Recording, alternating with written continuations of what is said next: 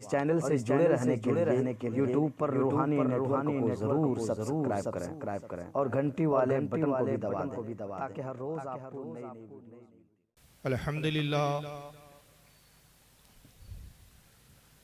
अल्हम्दुलिल्लाहि रब्बिल आलमीन वल आक़िबतु लिल मुत्तक़ीन वस्सलातु वस्सलामु अला मन काना नबिय्यु आदमु बैनल माइ वत्तीन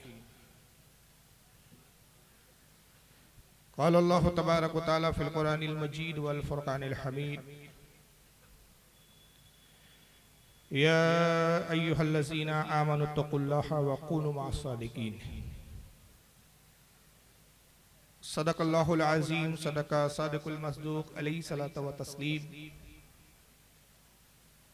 इन्नल्लाह व मलाइकतहु युसल्लूना अलन नबी या अय्युहल्लज़ीना आमनू सल्लु अलैहि व सल्लिमू तस्लीमा। अल्लाहुम्मा सल्लि अला सय्यिदिना मौलाना शफ़ीअना व हबीबना व तबीबना व नबियना व मौलाना मुहम्मदिन व अला आलिहि व अस्हाबिहि व अहलि बैतिहि व ज़ुर्रिय्यतिहि व बारिक वसल्लिम। सलातु व सलाम अलैका या रसूलल्लाहि सल्लल्लाहु तआला अलैहि वसल्लम। तेरे गुलामों का नक्श कदम है राहे खुदा, तेरे गुलामों का नक्श कदम है राहे खुदा, वो क्या बहक सके जो ये सुराग लेके चले। आज की ये बहुत ही अज़ीमुशान कॉन्फ्रेंस जो उर्से महबूबुल औलिया हज़रत दाता महबूब शाह वली अलैहि रहमत व रिज़वान उनके उर्स पाक के मौके पर मुनक्किद की गई है, जिसमें आप और हम सब शरीक हैं।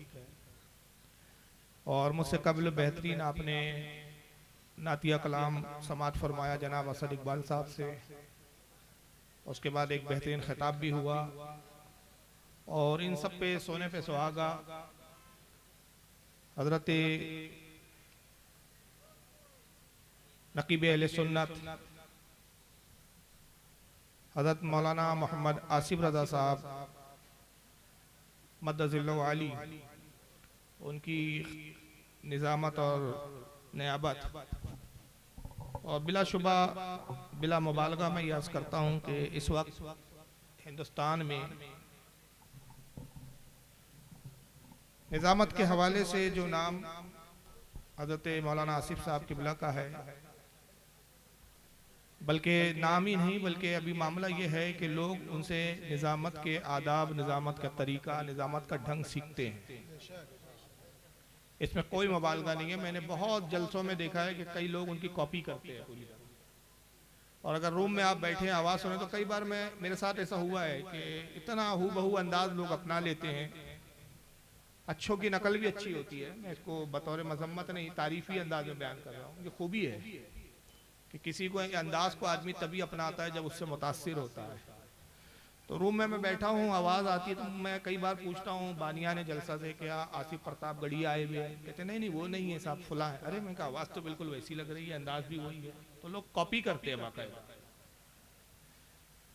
तो यकीनन ये आला हज़रत का फैज़ है, हुज़ूर ताजुश शरिया का उन पर फैज़ है। जहाँ तक मेरा गुमान है ताजुश शरिया से ही मुरीद है शायद, है ना? हाँ, तो ये पीरो मुर्शिद का उन पर फैज़ व करम है। बहरहाल मैं ममनून और मशकूर हूँ यहाँ के उलमाए अहले सुन्नत का, बिलखुसूस मौलाना शौकत साहब किबला का, शौकत अली साहब का, कि जिन्होंने मदू किया, मौलाना महबूब साहब का, और दीगर उलमा जितने हैं सबका नाम लूँगा, इसी में वक्त जाएगा। क्योंकि किसी भी सूरत में 2:30 बजे या 2:45 बजे मुझे यहाँ से निकलना है, क्योंकि कलकत्ता से मुझे फ़्लाइट पकड़नी है, तो ज़्यादा वक्त नहीं है। बहरहाल बहुत मुख्तसर वक्त में ज़्यादा बातें करने की का मैं अभी इस वक्त इरादा रखता हूँ। लिहाजा तमहीद को अब ज़्यादा लंबी ना करते हुए बिल्कुल अपने मौजू पर आता हूँ कि हम हज़रत महबूबुल औलिया का उर्स पाक मना रहे हैं। और ये जो उर्स की तकरीब हम बुजुर्गान दीन के मनाते हैं, इसके ताल्लुक से हमारे क्या एतकादात है, क्या नज़रियात है, इंशाअल्लाह कुछ लोगों के जब मैं एतराज़ दिखाऊंगा तो साथ में जवाब भी आते जाएंगे। मैं सिर्फ इतना बता दूं कि रब तबारक व तआला को 2 चीज़ें बड़ी पसंद है, बल्कि अगर पूरे इस्लाम का निचोड़ में समेट दूं तो 2 चीज़ों में इस्लाम पूरा समेट के आ जाता है। एक है रब तबारक व तआला को अपनी तौहीद के साथ अपनी इबादत करना, यानी बंदे का अल्लाह की इबादत करना अल्लाह को बड़ा पसंद है।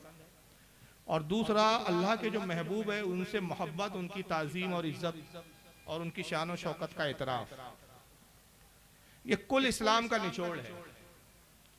और इन दोनों में अगर फिर तकाबुल करें कि अल्लाह को अपनी इबादत ज़्यादा पसंद है या अपने महबूबों का अदब और एहतराम और उनसे मोहब्बत, तो अगर मैं इस पर गुफ्तगू करूँ, दलाइल दूँ तो रात छोटी पड़ जाएंगी। लेकिन मुझ पर एतमाद करें आप, और मैं बड़ी जिम्मेदारी से कहता हूँ कि इबादत के मुकाबले में अपने महबूबों की ताज़ीम और अदब अल्लाह को ज़्यादा महबूब है। और इसके लिए सिर्फ एक छोटी सी बात कर दूं, अगर फैलाऊं तो रात ना काफ़ी है, और मुख्तसर करूं तो इतनी कि इबादत गुजार एक और भी हमने देखा है। 90 करोड़ साल इबादत की उसने, सिर्फ आदम अलैहिस्सलाम जो अल्लाह के महबूब थे, ताज़ीम नहीं की, पूरी इबादत मुंह पे मारकर फेंक दी। तो पता चला कि रब को अपनी इबादत महबूब उतनी नहीं है। ये तो हमारी जरूरत है कि हम उसकी इबादत करें, उसको जरूरत नहीं है कि हम उसकी इबादत करें। अगर वो चीज पसंद करता है तो अपने महबूबों से मोहब्बत। और चूंकि औलिया का मतलब ही होता है दोस्त। कितने बदनसीब है जो कहते तो हैं कि हाँ फुला वली, या फिर कहते हैं इनको मानो मत, इनकी इज्जत की जरूरत नहीं, जहां से डायरेक्ट इस्लाम आया वहीं से बात करो, कुरान से बात करो, हदीस से बात करो, औलिया को बीच से हटा दो। हमने कहा जब तूने खुदा के दोस्तों को दरमियान से हटा दिया तो तेरी दोस्ती अल्लाह से कैसे होगी? जिनको अल्लाह अपना दोस्त फरमा रहा है, तू उनको दोस्त मानने के लिए तैयार नहीं, तो तेरा तो ईमान का भी अता पता नहीं है अभी। और तू सोचता है कि मैं अल्लाह का महबूब बन जाऊं, अल्लाह का जो है अजीज बन जाऊं और अल्लाह मुझे पसंद कर ले, तो ये नामुमकिन सी बात है।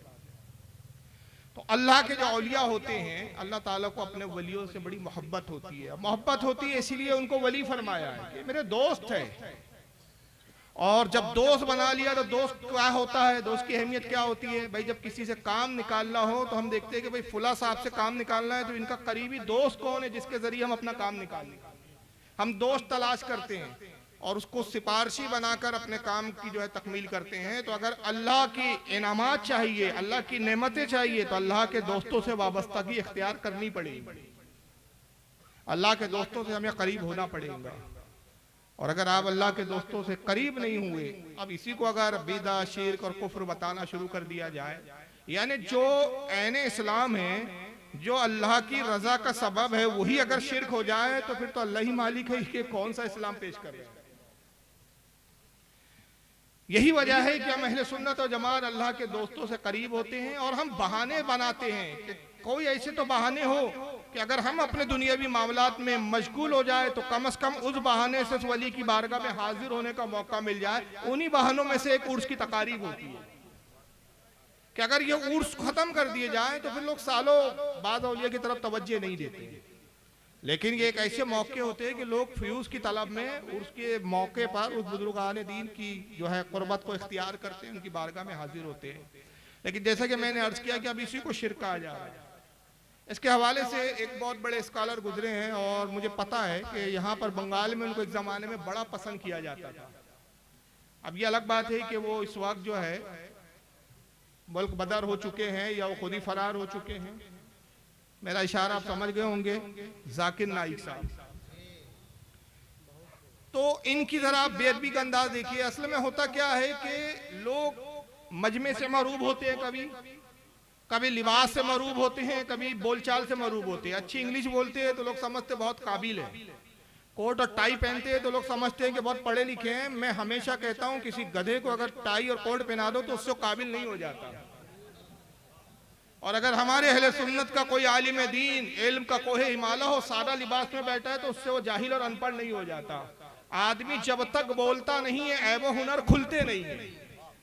तो जाकिर नाइक को हमने देखा कि जब भी मुंह खोलता है तो पता चलता है कि एक जाहिल गधे को टाई और कोट पहनाकर स्टेज पे खड़ा कर दिया, जिसको ना दीन का पता है बेचारे को, न शरई इस्तिलाहात के बारे में जिसको कुछ मालूमात, न उस बेचारे को जो है बुजुर्गान दीन के बारे में कुछ मालूमात। और नतीजा क्या होता है कि जिस तरह की वो बकवासें करता है, तो उसकी एक बकवास मैं आपको सुना रहा हूँ, जरा सुन ले आप। मज़ार को पूजना गलत है, हराम है। मैं जानता हूँ कि कई मुसलमान अनजाने में इल्म की कमजोरी की वजह से वो मज़ार पे जाते हैं। और मेरा ये कहना है कि वो सा कल्चर जो है, ये कल्चर हमारी जिंदगी में आ जाता है और हमारे बाप दादा पहले कहीं ना कहीं हिंदू तो होंगे, तो हमारे बाप दादा जाते थे मंदिर, तो अभी जा रहे हैं मजार में, आस्ते आस्ते तब्दीली आ रही है। देखिए मजार 3-4 इनकी जहालतें हैं। पहला कहते हैं मजार को पूजना गलत है। याद रखिए, इस फिरके की आदत होती है कि पहले एक झूठा इल्जाम गढ़ते हैं ये, और उसके बाद फिर ये सफाई देने बैठ जाते हैं। ये मैं खास पॉइंट की बात बता रहा हूं। जो चीज आप करते ही नहीं पहले वो गढ़ेंगे। मसलन आपने कभी चोरी की नहीं मगर कहेंगे चोरी करना बुरा है। भाई हमें चोरी करने की बुराई पर कोई एतराज नहीं है, पहले ये तो बताओ चोर है कौन। आप चोर का पता नहीं बताते हो, चोरी की मजम्मतें सुना रहे हैं 2-2 घंटे। आप कहते हैं मजार को पूजना गलत है, तो ये भी तो बताइए कि मजार को पूजता कौन है। ये पूरा मजमा जो हजरत उर्स महबूबुल औलिया के इस उर्स पाक में हाजिर हुआ है, मैं बड़ी जिम्मेदारी से कहता हूं, एक भी शख्स ऐसा नहीं मिलेगा जो खड़े होकर कहे कि हाँ मैं मजार को पूज कर आ रहा हूं। अभी सरकार गरीब नवाज का उर्स पाक चल रहा है, ये पूरा महीना ही हुजूर गरीब नवाज का है। लोग हाजिर हुए, मैंने किसी को नहीं देखा कि बारगाह गरीब नवाज में कोई गया और गरीब नवाज की मजार की पूजा शुरू कर दी और कहना शुरू कर दिया ओम नमो नमो मोइनुद्दीन चिश्ती, आरती उतार रहा हो, घंटा बजा रहा हो। हमने तो नहीं देखा भाई। हाँ एक चीज देखा है जिससे इन बेचारों को गलतफहमी हो जाती है। वो अक्सर होता है कि बाज अवाम में से या बाज उलमा भी कह लें कि मजार को चूम लेते, चादर को चूम लेते। ये चूमने को पूजना कहते हैं। चूमना और पूजना और, चूमने और पूजने में बेचारों को फर्क नहीं मालूम। ये तो बहुत छोटी बात है मैं अगर ये कहूं कि मजार को चूमना। हालांकि देखिए इस बारे में एक वाज़ेह में हुक्म बयान कर दूं, उलमा के दरमियान इस पर इख्तलाफ है कि चूमना जायज है या खिलाफ अदब है। नाजायज और हराम पर मामला नहीं है।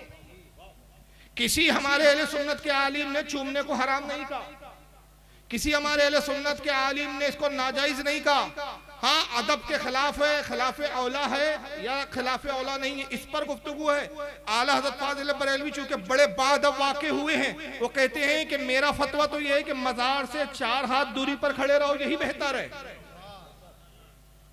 और उसको अगर मैं कहूं कि गोया आला हज़रत की ज़बान में आला कह रहे हैं कि भाई एक बहुत बड़े बुजुर्ग की बारगाह में आप खड़े हैं तो अदब यह है कि दूर खड़े रहो। या मैं कहूं, अब ये आला हज़रत नहीं कह रहे, मैं कहूं कि अगर मैं नहीं चूमता, मैं कभी चूम भी लेता हूं कभी नहीं भी चूमता हूं, कभी चूमता इसलिए हूं कि किसी को चिढ़ाना हो तो, हाँ मेरा मामला, और कभी इसलिए नहीं चूमता हूं कि आला हज़रत के फतवे पर भी अमल हो जाए। और मुझे एहसास होता है कि मेरे लब ये इतने गुनाहगार लब, ये इतना गलत जुमले बोल जाते हैं, इतनी बातें ऐसी कर जाते हैं जो खिलाफ वाक़े होती है, ये लब इस लायक नहीं कि उस मुकद्दस वली की चौकट से मसो। ये अदब का मामला है। जायज और नाजायज की बहस नहीं है। अगर चूमने की तुम बात करो तो हम हदीसें दिखाएंगे। मैं अगर हदीसें पढ़ूं, मैंने कहा वक्त कम है, वरना एक एक बात पे खुदा की कसम एक एक हदीस और उसके कई कई हवाले होते हैं। मेरे पास इतने हवाले होते हैं कि इनके बाप ने उन किताबों के नाम नहीं सुने जो मेरी लाइब्रेरी में है।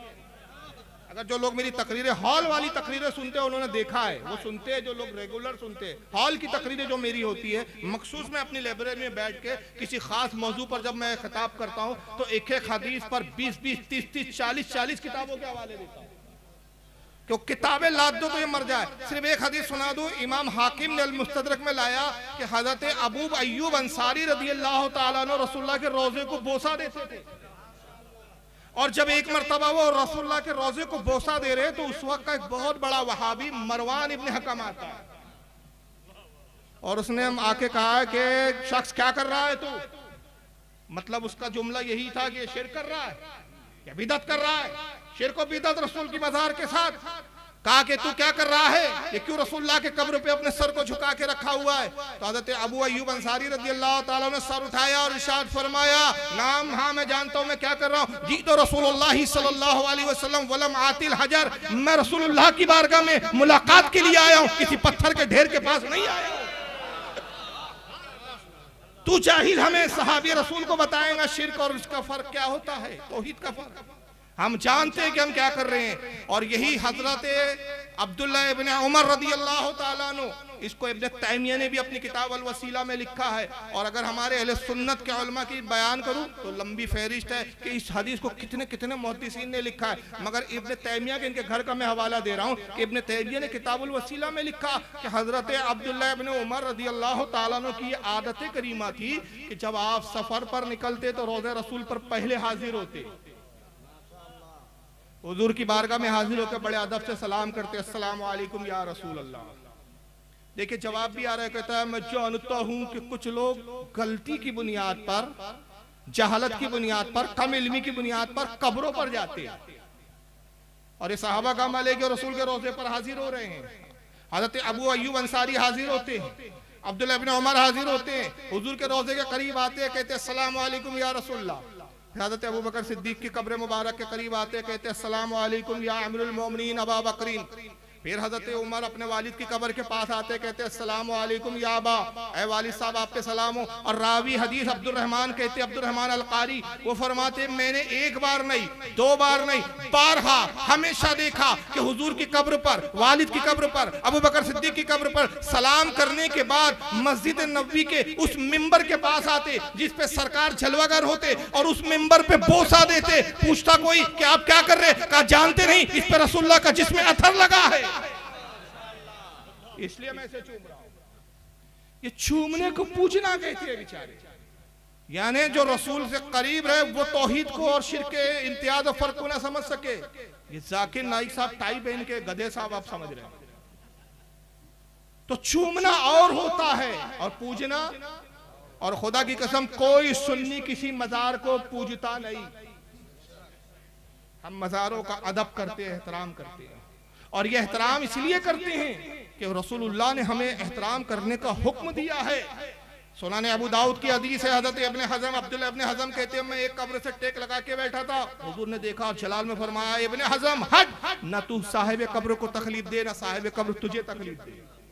अर्ज़ किया या रसूलल्लाह क्या इस तरह भी साहिब कब्र को तकलीफ होती है? फरमाया ऐसे ही तकलीफ होती है जैसे किसी जिंदा को तकलीफ होती है।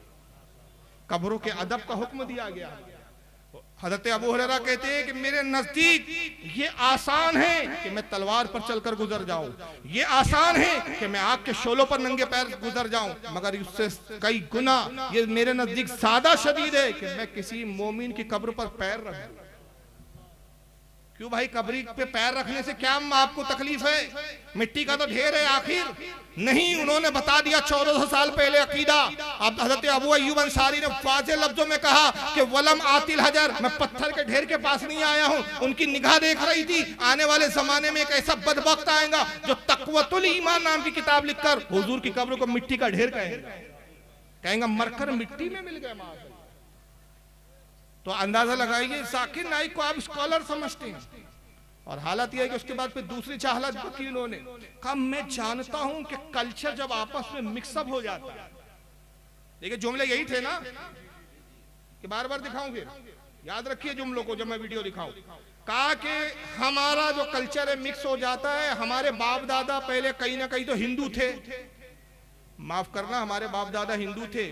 हो सकता है कि मेरे बाप दादा गरीब नवाज के हाथ पर इस्लाम कबूल करे हो, दाता बख्श लाहौरी के हाथ पर इस्लाम कबूल करे हो। अरे हमारा इस्लाम तो इतना पुख्ता, इतना मुस्तहकम और इतना अजीज है कि दुनिया में जितने इलाकों में मुबल्लिगीन गए, सहाबा गए तबलीग के लिए, ताबईन गए तबलीग के लिए, तबे ताबईन गए तबलीग के लिए, औलिया गए तबलीग के लिए, जिन जिन इलाकों में जो जाने वाले मुबल्लिगीन तबलीग के लिए गए अपनी मर्जी से गए। लेकिन हमारा ईमान हुआ है कि जो रसूल को पसंद था कि कोई आने वाला जब ईमान देने आया तो वो खुद अपनी मर्जी से नहीं आया, आका ने भेजा। जाओ मोइनुद्दीन, हिंदुस्तान के लोगों का ईमान मुझे बहुत पसंद है, जाओ इस्लाम फैलाओ, जाओ इस्लाम की तबलीग करो। तो हमारा इस्लाम वो है कि जिसको इस्लाम के साथ भेजा गया, जिसने इस्लाम में हमें दाखिल किया, हमारे इस्लाम पर, हमारी सुन्नियत पर, हमारे एतकाद पर कोई रसूलुल्लाह की मोहर लगी हुई है। तो हमारे बाप दादा हिंदू थे मगर ऐसे मुसलमान हुए कि आज हम में कोई फारूक नाइक नजर नहीं आता, फारूक रज़वी नजर आएगा, फारूक कादरी नजर आएगा, फारूक चिश्ती नजर आएगा। ये तेरी बदनसीबी है, तेरा बाप भी काफिर था, आज भी तो अपनी उस कुफ्र की निस्बत नाइक को लेकर घूम रहा। नाइक याद रखिए, मुसलमानों के नाम नाइक नहीं होते, रहा होगा तू किसी नाइक कबीले से, मगर अब तो तू अगर बाज़ाहिर कलमा पढ़ रहा है ना, नाइक तो हटा, कादरी लगाने में शर्म आती है, चिश्ती लगाने में शर्म आती है, सरवर्दी लगाने में शर्म आती है, तो जिनको अपनी निस्बत बुजुर्गों से जोड़ना बिदअत नजर आती है, अपने बाप जो कुफ्र पे मरे उनकी निस्बत नाइक लगाना पसंद आता है। और मुसलमानों की आंखें नहीं खुल रही है, किसके पीछे जा रहे हैं, किन निस्बत वालों के पीछे जा रहे हैं। कादरी निस्बत को छोड़ के जा रहे हैं, चिश्ती निस्बत को छोड़ के जा रहे हैं, सोहरवर्दी निस्बत को छोड़ के जा रहे हैं, अशरफी निस्बत को छोड़ के जा रहे हैं, रज़वी निस्बत को छोड़ के जा रहे हैं। खुदा की कसम वो ये निस्बतें हैं। कोई मुझे कहे फारूक तू बरेली है, मैं खुश हो जाता हूँ। कोई कहता है तू चिश्ती है, मैं खुश हो जाता हूँ। कोई कहता है तू कादरी है, मैं खुश हो जाता हूँ। कोई कहता है तू अजमेरी है, मैं खुश हो जाता हूँ। इसलिए कि मैं जानता हूँ तुम जिन जिन से मेरी निस्बत जोड़ रहे हो सब जन्नती है। तुम्हारी बदनसीबी है कि मैं वहाबी कहता हूं, तुम्हें शर्म आती है और तुम चीख पड़ते हो कि हमें वहाबी क्यों कहते हो। तुम्हें खुद एहसास है इस बात का कि तुम्हारा बाप मोहम्मद इब्न अब्दुल वहाब नजदी कहां है और तुम्हें कहां जाने वाले हो, क्योंकि कुरान ने फैसला सुना दिया। ये मेरा फैसला नहीं है, याद रखिए, कुरान का फैसला है। अल्लाह फरमाता है यौमा नादू कुल्लु उनासिम बिइमामिहिम, हश्र के दिन को याद करो जब हम तुम्हें तुम्हारे पेशवा के साथ बुलाएंगे। तुमने अब्दुल वहाब नजदी को पेशवा बुलाया, उसके साथ तुम्हें बुलाया जाएगा। तुमने इस्माइल दहलवी को पेशवा बनाया, उसके साथ बुलाया जाएगा। खुदा की कसम हमने पेशवा गौसे आजम को बनाया, गरीब नवाज को बनाया, मखदूम सिमना को बनाया, आला हज़रत को बनाया। जिसके साथ भी हमें बुलाया जाएगा हमारी जिंदगी कामयाब है। तुम अपनी निस्बत रखना बदल सके। आज भी नाइक का तुक्का लेके घूम रहे हो, बातें कहते हो, कल्चर मिक्स होता है। हमारे बाप दादा काफिर थे, इस वजह से वो समझ ही नहीं सके। पहले जाते थे मंदिर, अब जा रहे मजार। कल्चर नहीं छोड़ पाए। यानी जाहिल के नजदीक मजार और मंदिर एक तरह है। और उससे बड़ा एक जाहिल और है आपका, अभी जो भागा नहीं है, मुझसे जरूर भाग रहा है, बलात्कारी बाबा। इसका जो फेल है, हम किसी के ऐब बताने के कायल नहीं, मगर अल्लाह के रसूल की हदीस है कि फाजिर के ऐब बयान करो ताकि लोग उससे बचे। ये हदीस है। मैं जर्जिस की बात कर रहा हूँ, वीडियो दिखाने से माजरत, क्योंकि बात मुझे दूसरी और नहीं कुछ दिखाना है। ये बातें मैं कई तकरीरों में बयान कर चुका हूँ, लोगों ने देखा है, जबानी सुना देता हूँ। इससे बड़ा जाहिल मौलवी जर्जिस, वो कहता है कि मंदिर में और मजार में कोई फर्क नहीं। वहां खड़ी मूर्ति है या पड़ी मूर्ति है, वहां चुंदरी चढ़ती है या चादर चढ़ रही है, वहां पर मूर्ति को धोया जा रहा है या कब्र को धोया जा रहा है, वहां पर भजन हो रहा है, यहाँ पर कव्वाली हो रही है, कोई फर्क नहीं साहब इसमें और उसमें। मैंने कहा सुनो मौलवी जर्जिस साहब, आज तक इस बात का जवाब नहीं दे सका। 8 साल हो रहे, 8 साल के 8 सदियां गुजर जाएंगी, मर खप जाएगा, इसकी नस्लें जवाब नहीं दे सकेंगी। मैंने कहा सुनो, मजार और मंदिर में इतना ही फर्क है। सुनो, एक ही जुमले में बात खत्म कर रहा हूं, दलील की बातें अलग है। मजार और मंदिर में इतना ही फर्क है जितना तेरी बहन और तेरी बीवी में फर्क है। औरत दोनों हैं, मगर एक के पास जाना हलाल है, दूसरी के पास जाना हरामकारी है देखने में एक ही। तो वहां पर अगर चाहते हो, मैं नाम नहीं लूंगा, हिंदुस्तान की फिजा बड़ी टाइट हो गई है, यहां जाते हो या लानतें हैं, यहां जाते हो बरकतें और रहमतें हैं। जहां ये हो वहां लानतें उतरती है, और ये जहां होते, अरे ये हो तो क्या कहना, क्या कहना, ये जहां हो ये ना हो, और इनका जिक्र कहीं भी हो तो इंदा जिक्र सालिहीन तनज़्ज़लुर रहमा, जहां सालिहीन का जिक्र होता है वहां रहमत उतरती है। इनके जिक्र से जब रहमत उतरती है तो ये जहां खुद मौजूद हो वहां कितनी रहमतें उतरेंगी, अंदाजा नहीं लगा सकते आप।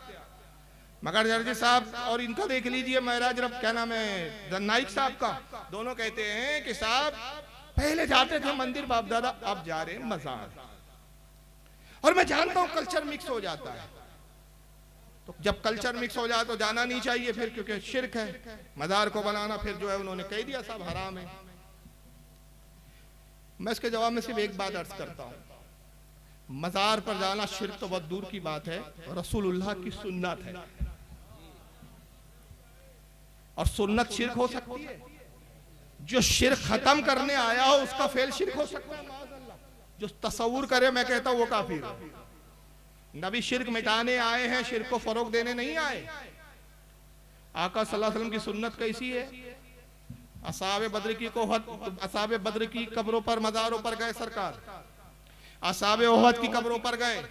अरे यहाँ तो गए, एक मौका तो वो था कि मैं हैरान हो गया कि या रसूलल्लाह इतना अहम मौका, वहां भी आप मज़ार पे जा रहे हैं।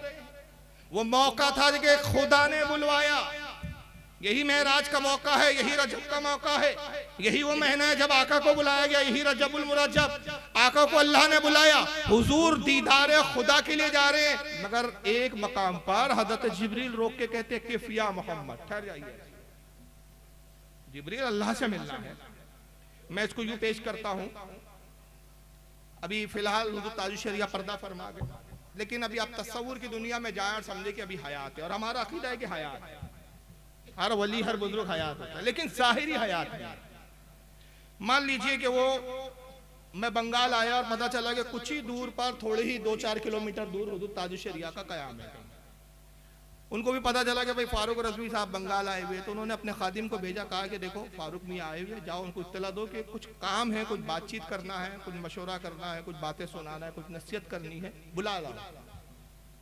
अब अंदाजा लगाइए, हुजूर ताजुश शरिया जैसी शख्सियत मुझे बुलाएंगी तो मेरे जाने की रफ्तार का आलम क्या होगा? बुलाने वाली शख्सियत बहुत अजीम, अल्लाह की बारगाह में जाना था, इसलिए तो बुराक लाई गई है कि रफ्तार तेज हो, ताखिर ना हो। अब मैं निकला हुजूर ताजुश शरीफ के मिलने के लिए, रास्ते में मौलाना शौकत अली साहब मिल गए, फारूक साहब रुकिए 10 मिनट बाद, मैं कहा नहीं अभी नहीं, वापसी में बात करूँ, अभी ताजुश शरीफ से मिलना। आगे बढ़े, मौलाना महबूब अली साहब मिल गए, मौलाना महबूब साहब ने कहा अरे फारूक साहब एक बात करनी है, रुकिए। मैं कहा नहीं भाई अभी नहीं, सारी बातें बाद में, खाना पीना नाश्ता सब बाद में। ताजुश शरिया ने बुलाया, ताखिर ना हो। मगर क्या बात है कि रसूलुल्लाह जाते हैं और जा रहे हैं तो रोक दिया जिब्रील ने, आते वक्त नहीं रोका, जाते वक्त रोका है, और रोक के कहा या रसूलुल्लाह मोहम्मद रुक जाइए। तो हुजूर ने इरशाद फरमाया, जिब्रील यहाँ क्यों रोकवाया? मैं तो अपने रब के दीदार का मुतलाशी हूँ, अपने रब के दीदार में मगन हूँ, उसी का मुतलाशी, उसी की तमन्ना में मैं सफर तेजी से कर रहा हूँ, यहाँ क्यों रुकवाया? कहा या रसूलल्लाह इसलिए रुक जाइए कि ये मूसा की कब्र ज़ियारत कर लीजिए।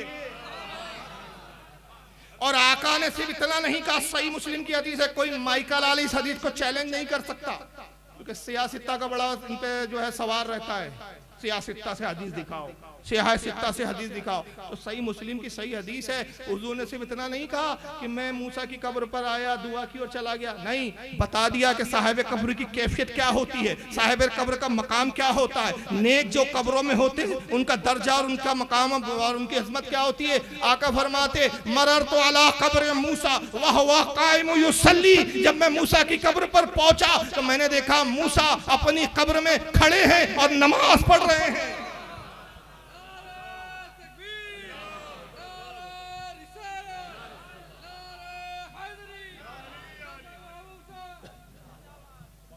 तो बता दिया कि साहिब कब्र मुर्दा नहीं होते, जो उन्हें मुर्दा कहे उनके अकीदे मुर्दा हुआ करते हैं। साहिब कब्र अल्लाह के जो नेक होते हैं, औलिया होते हैं, अंबिया होते हैं, अपनी कब्रों में हयात होते हैं, नमाज पढ़ते हैं। और ये हद तवातुर तक पहुंची है ये रिवायत, हद तवातुर तक। इस पर मुस्तकिल एक रिसाला इमाम बहकी ने लिखा, और अल्हम्दुलिल्लाह मैंने उसको तखारिज के साथ का तर्जुमा किया, इंटरनेट पे रिसाला मौजूद है, जाके देख लो, उसका नाम है हयातुल अंबिया, नेट पे मौजूद है, मुस्तकिल छपा भी रज़ा अकेडमी ने छापा है। हयातुल अंबिया में हद तवातुर तक रिवायत है कि इमाम बहकी कहते हैं सिर्फ रसूलुल्लाह नहीं, सिर्फ खास मूसा की बात नहीं है, हर नबी की शान ये है कि अल अंबिया अहयाउन फी कुबूरिहिम युसल्लून, अंबिया अपनी कब्रों में जिंदा होते हैं और नमाज पढ़ते हैं। हर नबी की शान यही है, और औलिया की भी शान ये है। हज़रत इमाम जलालुद्दीन सूती फरमाते हैं कि बाद औलिया का तो ये हाल है कि उन्हें सोने का, सुर्ख सोने का, खालिस सोने का, हमारे यहाँ के सोने में तो मिलावट है, ये सोना भी कहीं और से आ रहा है, खालिस सोने का कुरान लिखा हुआ दे दिया जाता है, और कब्र में बाकायदा कुरान देखकर तिलावत करते हैं। इमाम जलालुद्दीन सूती ने शरह सुदूर में लिखा, इसको इमाम इब्न अबी दुनिया ने लिखा, इसको हजरत इमाम कुर्तबी ने तस्करतुल मौता में लिखा, तस्करतुल कुबूर माफ कीजिए, तो कई किताबों में हदीस मौजूद है। तो आका फरमाते हैं कि जब मैं मूसा की कब्र पर आया, मैंने देखा मूसा अपनी कब्र में नमाज पढ़ रहे हैं। मूसा अलैहि सलाम फारिग हुए, हुजूर ने सलाम में पहल की, गुफ्तगू हुई, हुजूर आगे बढ़ गए। तो जिब्रील ने रोका क्यों था? रोका इसलिए था कि जिब्रील की निगाह देख रही थी आने वाले जमाने में जाकिर नाइक जैसे जाहिल आने वाले हैं, तो वो कहेंगे मजार पर जाना हिंदू कल्चर, बाप दादा जाते थे मंदिर, अब जा रहे मजार। तो अल्लाह के नबी उसकी काट आज ही 1400 साल पहले कर दीजिए, ताकि आप यार रुके, मूसा की कब्र की जियारत करे, ताकि ये सुन्नत बन जाए कि कब्र की जियारत करवाना मेरी सुन्नत, कब्र की जियारत करना या रसूलल्लाह आपकी सुन्नत, दो सुन्नतें कायम हो। और मेराज में जाते हुए जियारत इसलिए की, आते हुए नहीं, जाते हुए इसलिए कि हुजूर ने सहन दिया कि देखो मेराज बड़ा मुकद्दस सफर है, दीदार खुदा के मकसद से जा रहा हूं, तो मैं ए उम्मतियों जहन दे रहा हूं कि जब किसी अच्छे काम के लिए निकलो तो जो तुम्हारे इलाके का वली कामिल हो उसकी कब्र की जियारत करते हुए निकलो। यही वजह है कि हमारे अहले सुन्नत में मामूल है, हम हज के लिए भी जाते हैं तो पहले इलाके के वली की बारगाह में हाजिर होते हैं। और आला हज़रत ने इसको यूं कह दिया, उनके तुफैल हज भी खुदा ने करा दिए, असले मुराद तो हाजिरी पाक उधर की है। तो बहरहाल ये जाकिर नाइक साहब का मामला था, कब्रों की ज़ियारत उनको शिर्क और बिदअत नजर आ रही है।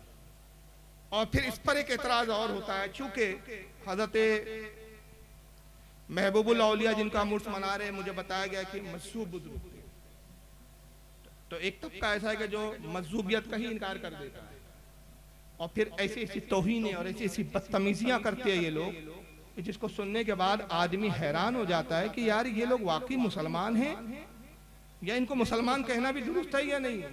दुरूद शरीफ पढ़े आप तो मैं बताऊं, अल्लाहुम्मा सल्ली अला सय्यिदना मौलाना मुहम्मद। वो बुजुर्ग ये जनाब है तौसीफुर रहमान साहब, सऊदीया में रहते हैं इस वक्त, है तो पाकिस्तान के लेकिन सऊदीया में रहते हैं। और वहाँ ये क्यों रहते हैं? ज़कात खैरात सदकात सब वहीं पे मिलती है, सारे लोगों का पापी पेट वहीं से भर रहा है। अब सुनिए, बुजुर्ग नहीं हुआ करते जिनका सर से लेकर पांव तक हर चीज ही नंगी होती है, बड़ी बड़ी मूंछे, बड़े हुए बाल, गंदगी और बदबू, नंगा नंग मंग तलंग जा रहा है। ये कुछ नहीं कहना, ये पहुंची की सरकार है, मजलूम है, इन्हें कुछ नहीं कहना। सर से टोपी उतार दो तो तुम गुस्ताख हो, तुम्हारी नमाज नहीं होती। सर से टोपी उतार के सर नंगा करोगे, वहाबी हो, गुस्ताख हो, बदमज़हब हो, आपकी नमाज नहीं होती। और अगर सारा कुछ उतार दो, अब आप रजिस्टर्ड बनी हो, कम शर्म मोर लगी हुई है, अब कोई गुस्ताख नहीं। सिर्फ सर नंगा करोगे तो बड़े गुस्ताख, और हर चीज नंगी करना तो बस पहुंच गए, एक धक्का आखिरी लगेगा और सीधे जहन्नम में। ये वलियों के बारे में कहा जा रहा है, एक धक्का लगेगा आखिरी जहन्नम में, जहन्नम में तो खुद ये जाएंगे।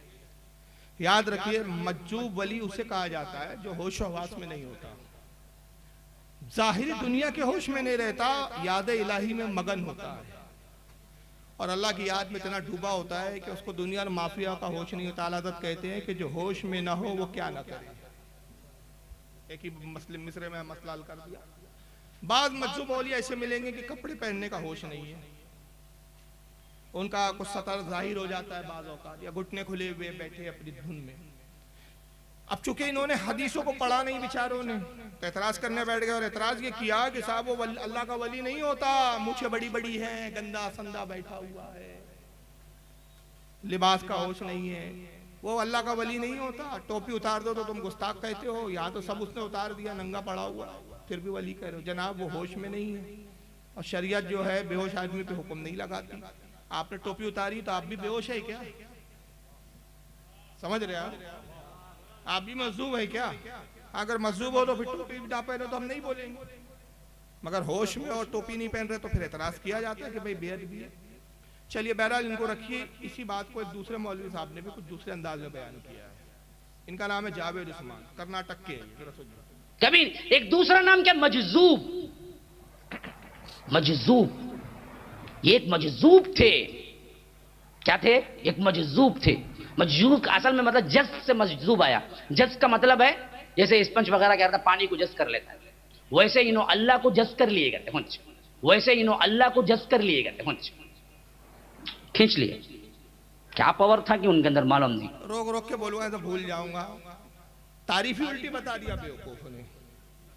अल्लाह को नहीं खींचे, अल्लाह जिन्हें अपनी तरफ जज्ब कर लेता है उसको मजजूब कहते हैं। जो अल्लाह की याद में जज्ब हो जाए उसको मजजूब कहते हैं। जो अल्लाह की याद में डूब जाए उसको मजजूब कहते हैं। जिसको अल्लाह अपने से इतना करीब कर ले कि उसमें और अल्लाह के दरमियान में फर्क खत्म हो जाए, उसको मजजूब कहते हैं। ये मोहिउद्दीन इब्ने अरबी की इस्तिलाह देखिए, मैंने बात जुमला निकल गया, अब तशरीह करने जाऊंगा बड़ी लंबी बात हो जाएगी यार। बस मोहिउद्दीन इब्ने अरबी ने तसव्वुफ की तारीफ क्या की है मालूम है? ये क्या समझेंगे बेचारे। मोहिउद्दीन इब्ने अरबी फरमाते हैं कि तसव्वुफ में शराब है, तसव्वुफ एक शराब है। बाबड़ तो पहले यही फतवा लगा देगा तो ये शराब बोल रहे हैं, अरे ये मारिफत की शराब है, ये वो शराब नहीं है। तसव्वुफ में शराब है, जिसने ये पी उसको नशा चढ़ा, जिसको नशा चढ़ा वो डूब गया, जो डूब गया उसने पा लिया, जिसने पा लिया उसके और उसके महबूब में कोई फर्क ना रहा। अब इसकी तशरीह बड़ी लंबी है, बस इतना मैंने दलील के तौर पे बोल दिया क्योंकि एक जुमला निकल गया था। अल्लाह को जो अपने तरफ जज्ब कर ले वो नहीं, अल्लाह तो मादों से पाक, हुदूदों से पाक, लिमिट से पाक, जहतो सिमतों से पाक। अल्लाह जिन्हें अपनी तरफ जज्ब कर लेता है, जो अल्लाह की याद में डूब जाते हैं, जिनकी जाते अल्लाह की जात में फना हो जाती है, उसको मजजूब कहते हैं। तारीफ इन्होंने उल्टी बयान कर दी। अब उसके बाद आगे देखिए क्या मजाक उड़ाते हैं बुजुर्गों का। वैक्यूम क्लीनर में खींचने का पावर गिवर उसका डबल टिबल था कि क्या भला की मजजूब थे। इस बात से क्या नहीं बोलते ये लोग, वली वगैरह लफ्ज इस्तेमाल करते, मजजूब थे। वो मजजूब क्या, देखने को दीवाना छरंगा करते, लेकिन सब मालूम उसको, सब मालूम, देखने में दीवाना लेकिन सब मालूम। तो ये तारीफ में नहीं बोल रहे, आप सोच रहे होंगे तारीफ कर रही है, बल्कि क्या है, ये मजाक उड़ाया जा रहा है।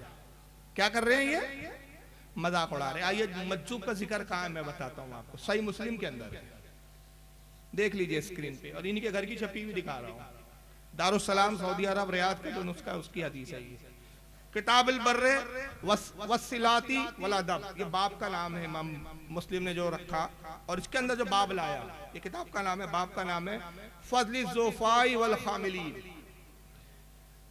अब इसके अंदर देखिए वो हदीस क्या ला रहे हैं, हदीस का नंबर है 6577। अन अबी हुरैरा रज़ियल्लाहु अन्हु, अबू हुरैरा से रिवायत है, अन्ना रसूलुल्लाह सल्लल्लाहु अलैहि वसल्लम काला रुब्बा अशसा मदफुइन बिल अब्वाब।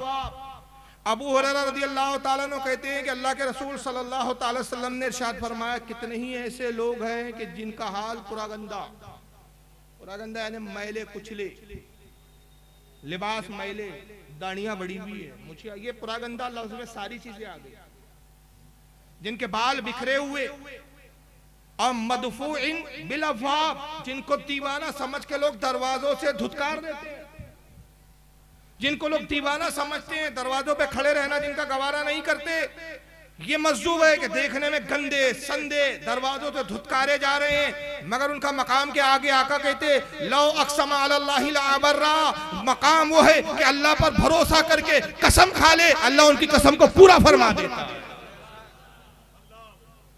अब अगर कसम खा के मुर्दे को ठोकर मारे, कुम बिइज़्निल्लाह, मुर्दा जिंदा हो जाए। बीमार आए कहे हुजूर बीमार हूं, शिफा अता कर दीजिए, अल्लाह की कसम कहा कर कह दे जा तुझे शिफा दी गई, अल्लाह कसम को पूरा फरमा। यह है मुस्लिम की हदीस। इन बेचारों को सही मुस्लिम पढ़ने की तौफीक नहीं, हालांकि यह हदीस तिरमिज़ी में भी है, किताबुल मनाकिब में आई है हदीस नंबर 3854। इमाम बज़्ज़ार ने भी लिखा है इसको, इमाम तहावी ने भी इसको शरह मुश्किल आसार में लाया है, हकीम तिरमिज़ी ने नवाज़िर रसूल में लाया है, इमाम इब्ने हिब्बान ने इसको अपने सही में लिखा है, इमाम तबरानी ने मौजमुल औसत में लिखा है, मुतअद्दिद हवाले इसके, मगर नाम अहले हदीस। मैं आसिफ भाई से माजरत के साथ एक जुमला कहूंगा क्योंकि हजरत का मिजाज मुझे मालूम है।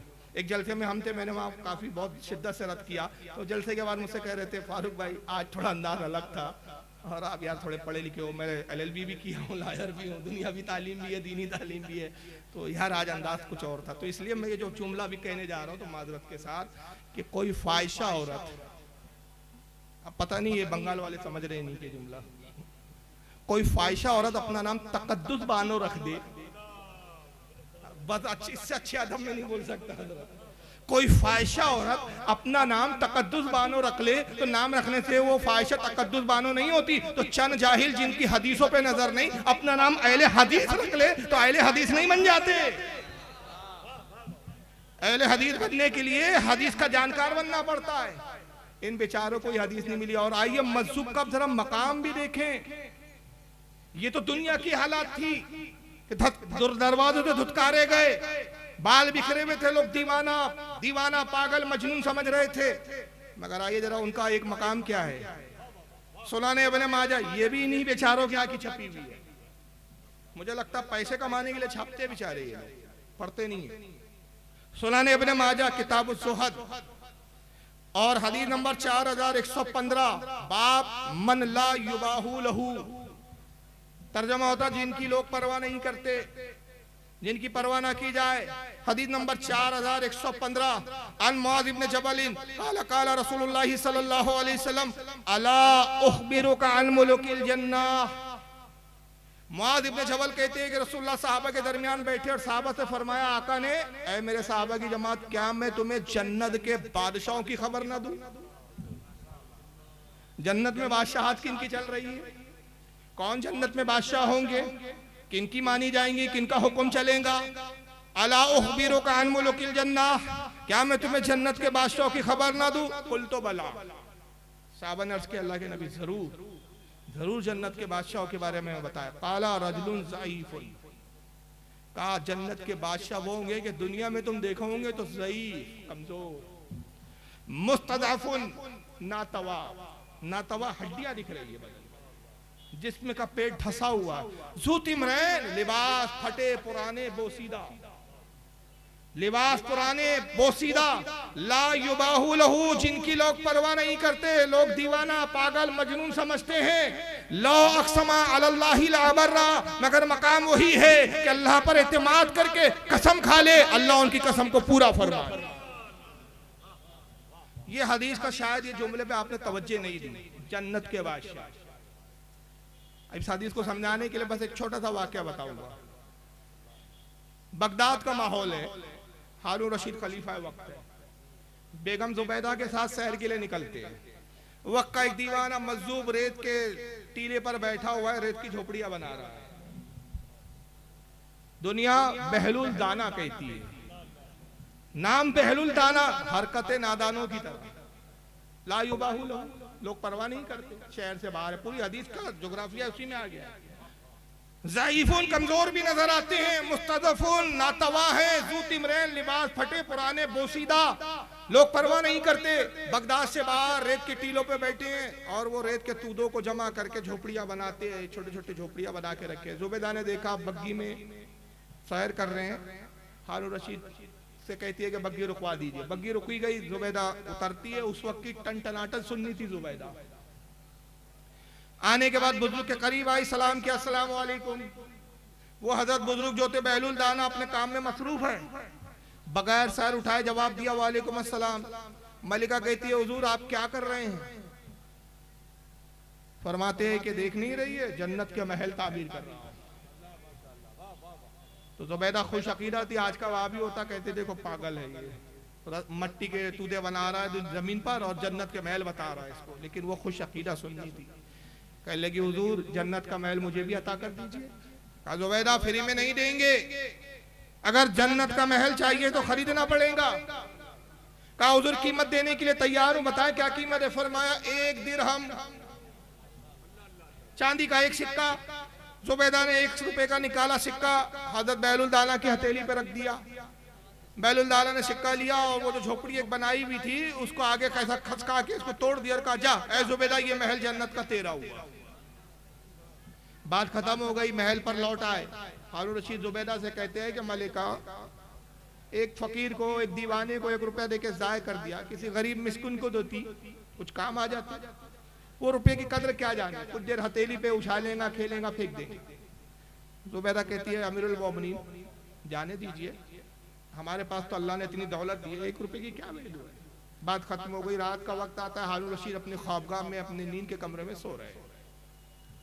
रात में ख्वाब देखते हैं कि जन्नत का एक माहौल है और ये जन्नत की सैर करते करते आगे बढ़े, एक महल के करीब पहुंचे। महल के सदर दरवाजे पे लिखा था कसरे जुबैदा, जुबैदा का महल। साथ में कोई 2 सिपाही खड़े हुए पहरा दे रहे, गोया फरिश्ते हैं, वो पहरेदार है। हारून रशीद करीब पहुंचे और कहा कि भाई ये क्या हमारी बेगम जुबैदा जो हमारी दुनिया में बेगम थी उसी का महल है? कहा हाँ आपने सही पहचाना बादशाह वक्त, ये आप ही की बेगम जुबैदा का महल है। कहा भाई हमें इजाजत दीजिए, हम अंदर जाएं, अपनी बेगम से मिले। कहा नहीं, वो सब रिश्ते नाते दुनिया में थे, यहाँ ये मालिक इस्माइल की जुबैदा, जब तक हम मलका से इजाजत ना ले ले आप महल में दाखिल नहीं हो सकते। ठहरे, हम इजाजत लेकर आते। खलीफा ने कहा ठीक है, वो बात का मामला इजाजत, मगर ये तो बताओ किस अमल की बुनियाद पर मेरी बेगम को ये महल दिया गया, कौन सा अमल अल्लाह की बारगाह में कबूल हुआ? तो वो फरिश्ते कहते हैं कि अमरुल मोमिनीन, किसी अमल की तरफ रब तबारक व तआला ने तवज्जो नहीं फरमाई, बल्कि ये तो वो महल है जो बहलुल दाना ने 1 रुपए के सिक्के में जुबैदा को अता किया। खान रशीद की नींद को लिए हड़बड़ा गए, रोने लगे। कहा कि हम तो एक दीवाना समझ रहे थे, पागल समझ रहे थे, मगर ये तो फरदाना निकला, अल्लाह का वली निकला। जुबैदा को बेदार किया। कहा जुबैदा तुम कामयाब निकली, हम नाकाम हुए। कहा क्या हुआ अमरुल मोमिन? सारी दास्तान सुनाई। कहा चलो अभी उस फकीर को तलाश करें।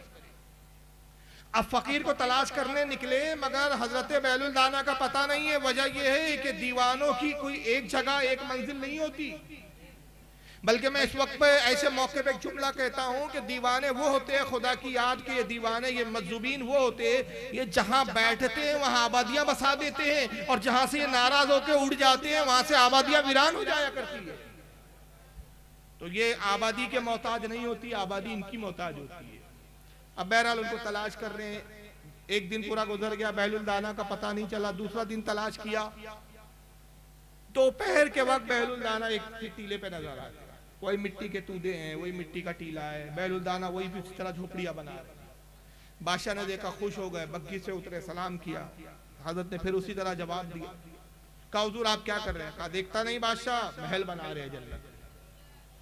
कहा हुजूर एक महल हमें भी अता कर दीजिए। कहा कीमत देनी होगी। कहा हुजूर कीमत देने के लिए फकीर तैयार है, बताएं क्या कीमत है? कहा बादशाह इस महल की कीमत तेरी पूरी हुकूमत। कहा हुजूर ताज्जुब की बात है, परसों के रोज आपकी कनीज, आपकी खादिमा मलका जो है मलका आलिया ने आप ही से महल खरीदा, 1 दिरहम में आपने महल फरोख्त कर दिया, और आज 1.5 दिन में इतनी कीमत बढ़ गई। जी क्या आज हालत ये है कि आप जो है पूरी हुकूमत मांग रहे? बहलुल दाना जवाब देते हैं कि बादशाह सुनो, तेरी बीवी को 1 दिरहम में जो महल दिया गया था और तुझे से हुकूमत का मुतालबा, फर्क ये है कि वो बगैर देखे उसने सौदा किया था, तू तो महल देखकर आ रहा है। तो इस वाक़े से 2 बातें पता चली कि अल्लाह के ये मज़्ज़ूबीन औलिया वो होते हैं जो चलते जमीन पर है लेकिन सौदे जन्नत के किया करते हैं, जन्नत के सौदे लोगों को करवाया करते हैं। और दूसरी बात ये पता चली कि औलिया अल्लाह की जमात वो होती है कि जो बगैर आजमाए हुए इनके हाथों पर अकीदत के सौदे कर लिया करते हैं, वो कामयाब होते हैं। और जो आजमाइशों में पढ़ते हैं, यहाँ भी आजमाइश में पढ़ते हैं और वहाँ भी आजमाइशों में पढ़ जाए। औलिया की मोहब्बत यह है कि जिसको दलील नहीं, मोहब्बत के लिए दलील की जरूरत नहीं होती, इश्क के लिए दलील की जरूरत नहीं होती, मोहब्बत का होना शर्त होता है। तो बहरहाल यहाँ मज़्ज़ूबीन पर भी इसका एक एतराज था, बल्कि यहाँ तक एतराज है, आपको हैरानी होगी कि सरकार गरीब नवाज हिंदुस्तान तशरीफ लाए। चलिए ये तो आम वलियों की बात हो रही थी, इनको सुल्तानुल हिंद पर भी एतराज है, और शायद इसलिए इनको सुल्तानुल हिंद पर एतराज है कि ये यहूदों की नस्लों के हैं, यहूदियों का मिशन बढ़ाना चाहते हैं। तो इनको प्रॉब्लम यह हो जाती है कि यार गरीब नवाज ने इतना इस्लाम फैला दिया और आज उनके करोड़ों अरबों अकीदतमंद है, तो हमारा फिर वो कुफ्र का मजहब कैसे चलेगा? तो जिसने इस्लाम लाया उसके खिलाफ बोलो, उससे दुश्मनी करो ताकि उसकी अकीदत दूर हो जाए दिलों से। तो नतीजा ये हुआ कि हम अपनी तरफ जज्ब कर सके। तो अब ऐसी ऐसी बातें की गई, जरा सुनिए आप।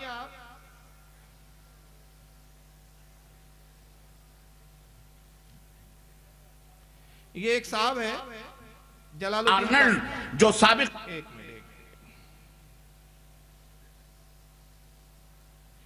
मौलाना जलालुद्दीन कासमी साहब है, जरा सुनिए इनको। ख्वाजा जनूबी ईरान के एक इलाके सिस्तान के अंदर पैदा हुए सन 536 के अंदर, और इंतकाल उनका हुआ सन 635 के अंदर। अच्छा ये चले, मक्का आए और मक्का से मदीना आए, और इनके जो पीर थे उस्मान हारूनी, मुर्शिद इनके उस्मान हारूनी, जब मदीना आए तो इनके पीर ने कहा देखो ये सामने नबी की कब्र है, सलाम करो, सलाम भेजो। देखो यहाँ ऐसा होता है ना, पीरा नबी पर मुरीदा भी पर फिर वो कहीं उठते हैं, मुरीद लोगों को उड़ा देते हैं। कहा कि सलाम कर रहे बच्चे, कहा मैं सलाम वाले तो क्या सईद मुरसलीन, सलाम हो तुम पर है सईद मुरसलीन।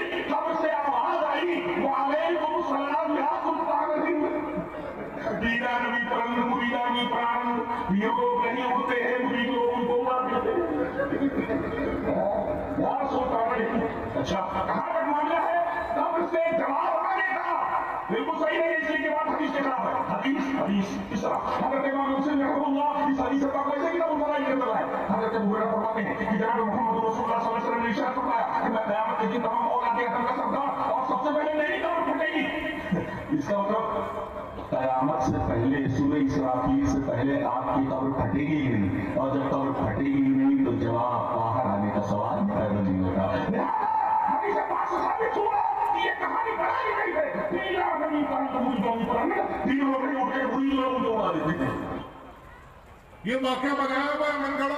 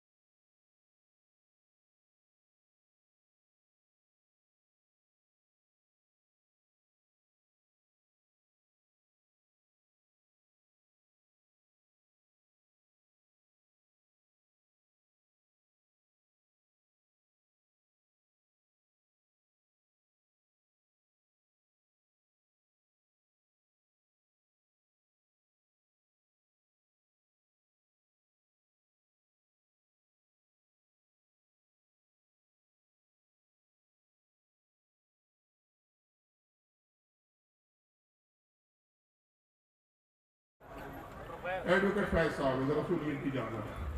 तो ये 15 सहाबा, 15 नहीं चलिए एक ही मान लेते वो एक सहाबा, तो मैं समझता एक सहाबी भी काफी है पूरी दुनिया के मुकाबले में।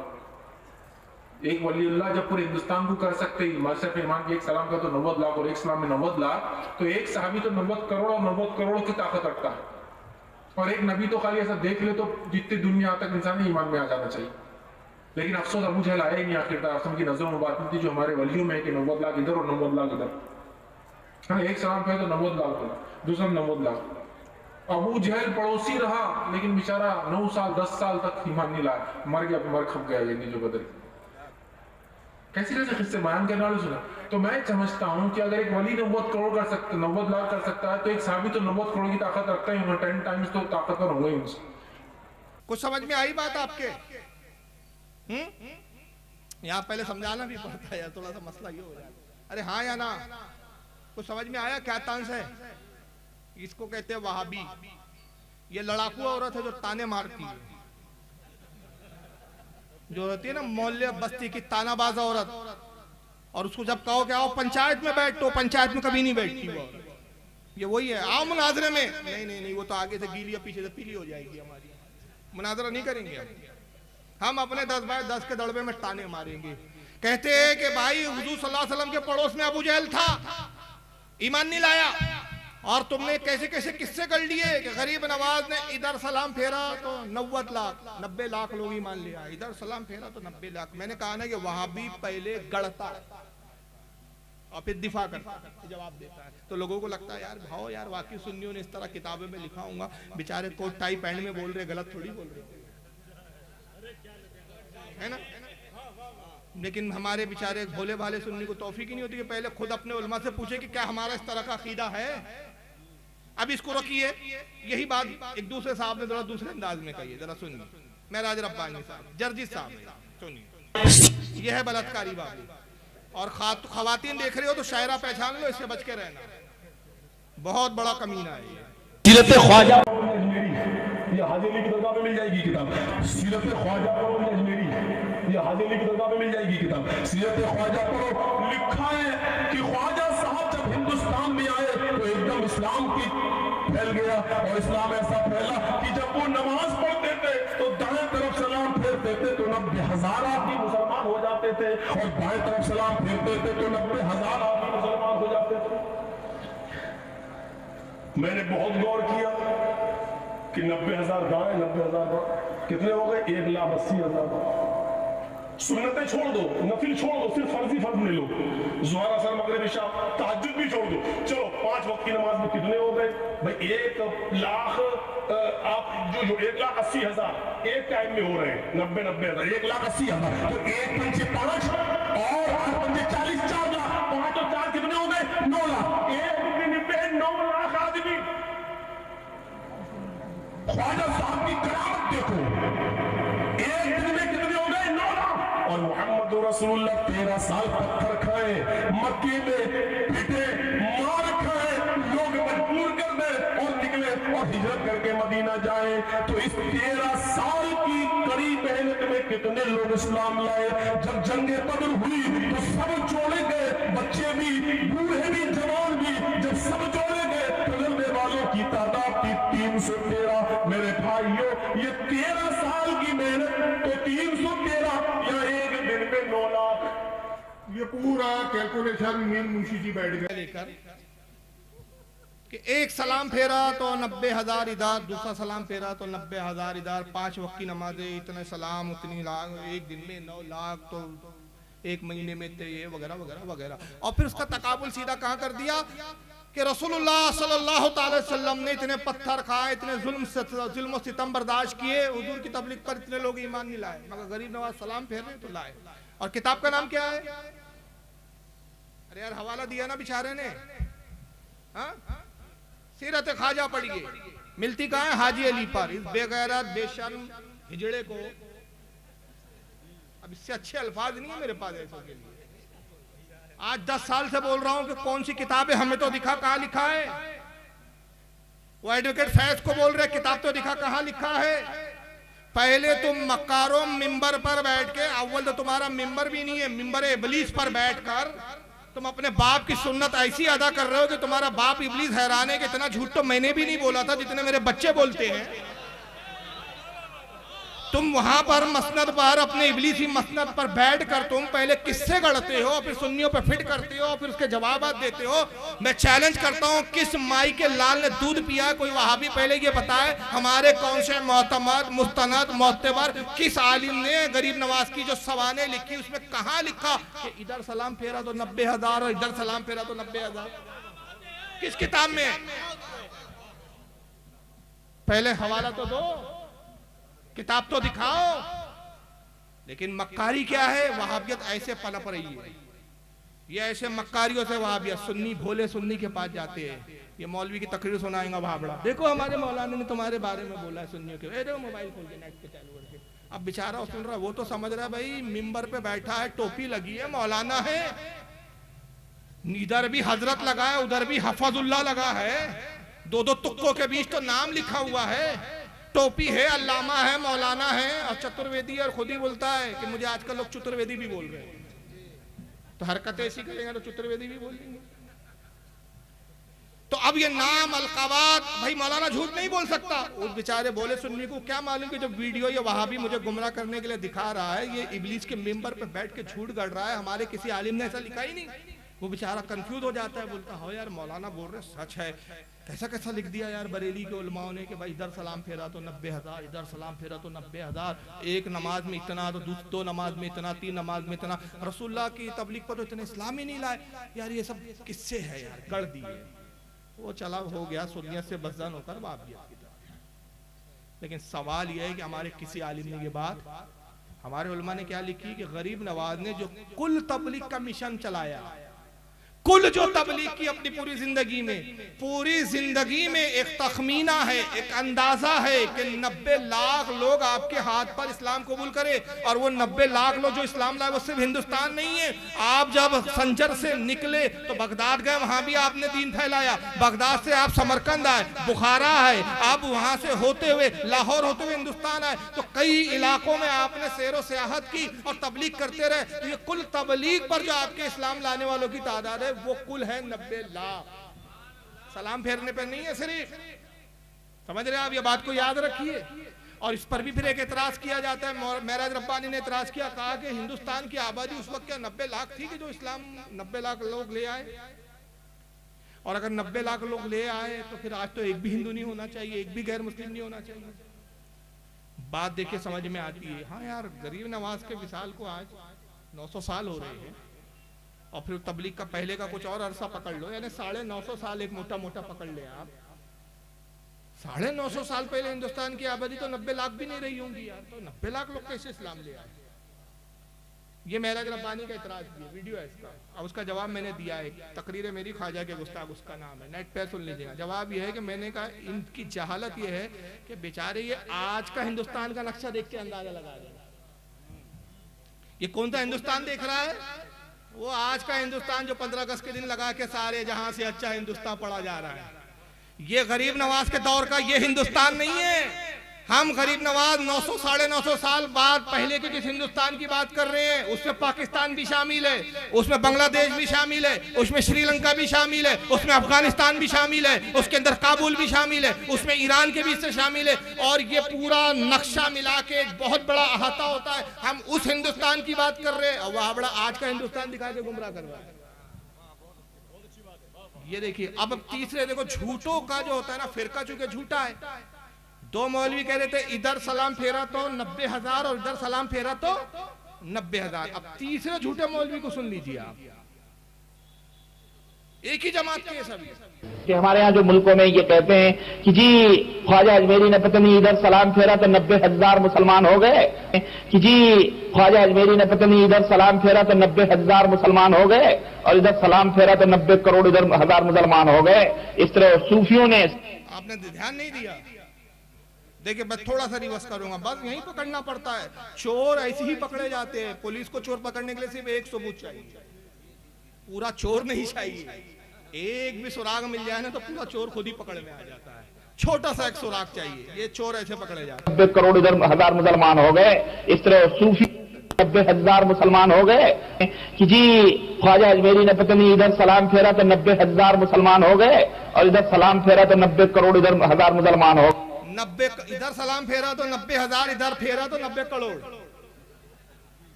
अब मैं इससे पूछता हूं, हमारी किसी किताब में नहीं, अब तूने कहां पढ़ा वो बता कि वो हिंदुस्तान का कौन सा मैदान था जहां 90 करोड़ 90 लाख लोग एक मैदान में जमा थे और वह गरीब नवाज नमाज पढ़ रहे थे, सब इंतजार में थे, सलाम फेरे के कलमा पढ़े। तू वो हिंदुस्तान बता मैदान हमें।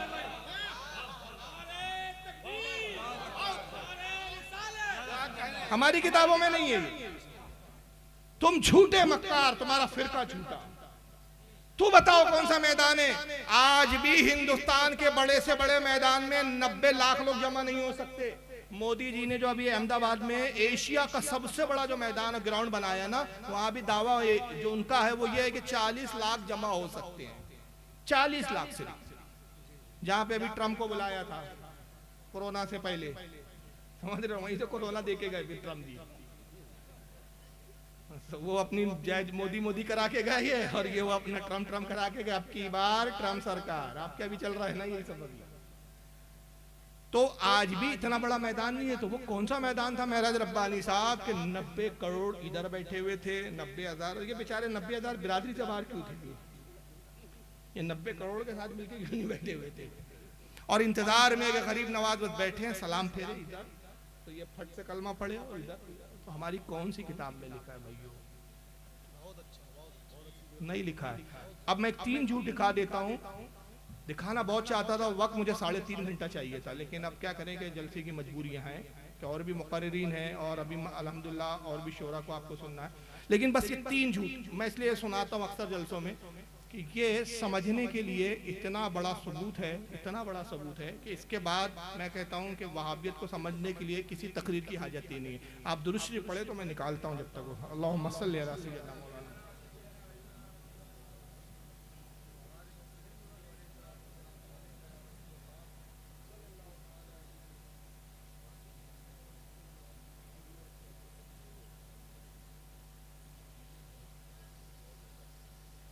देखिए जरा, बहुत गौर से सुनिएगा।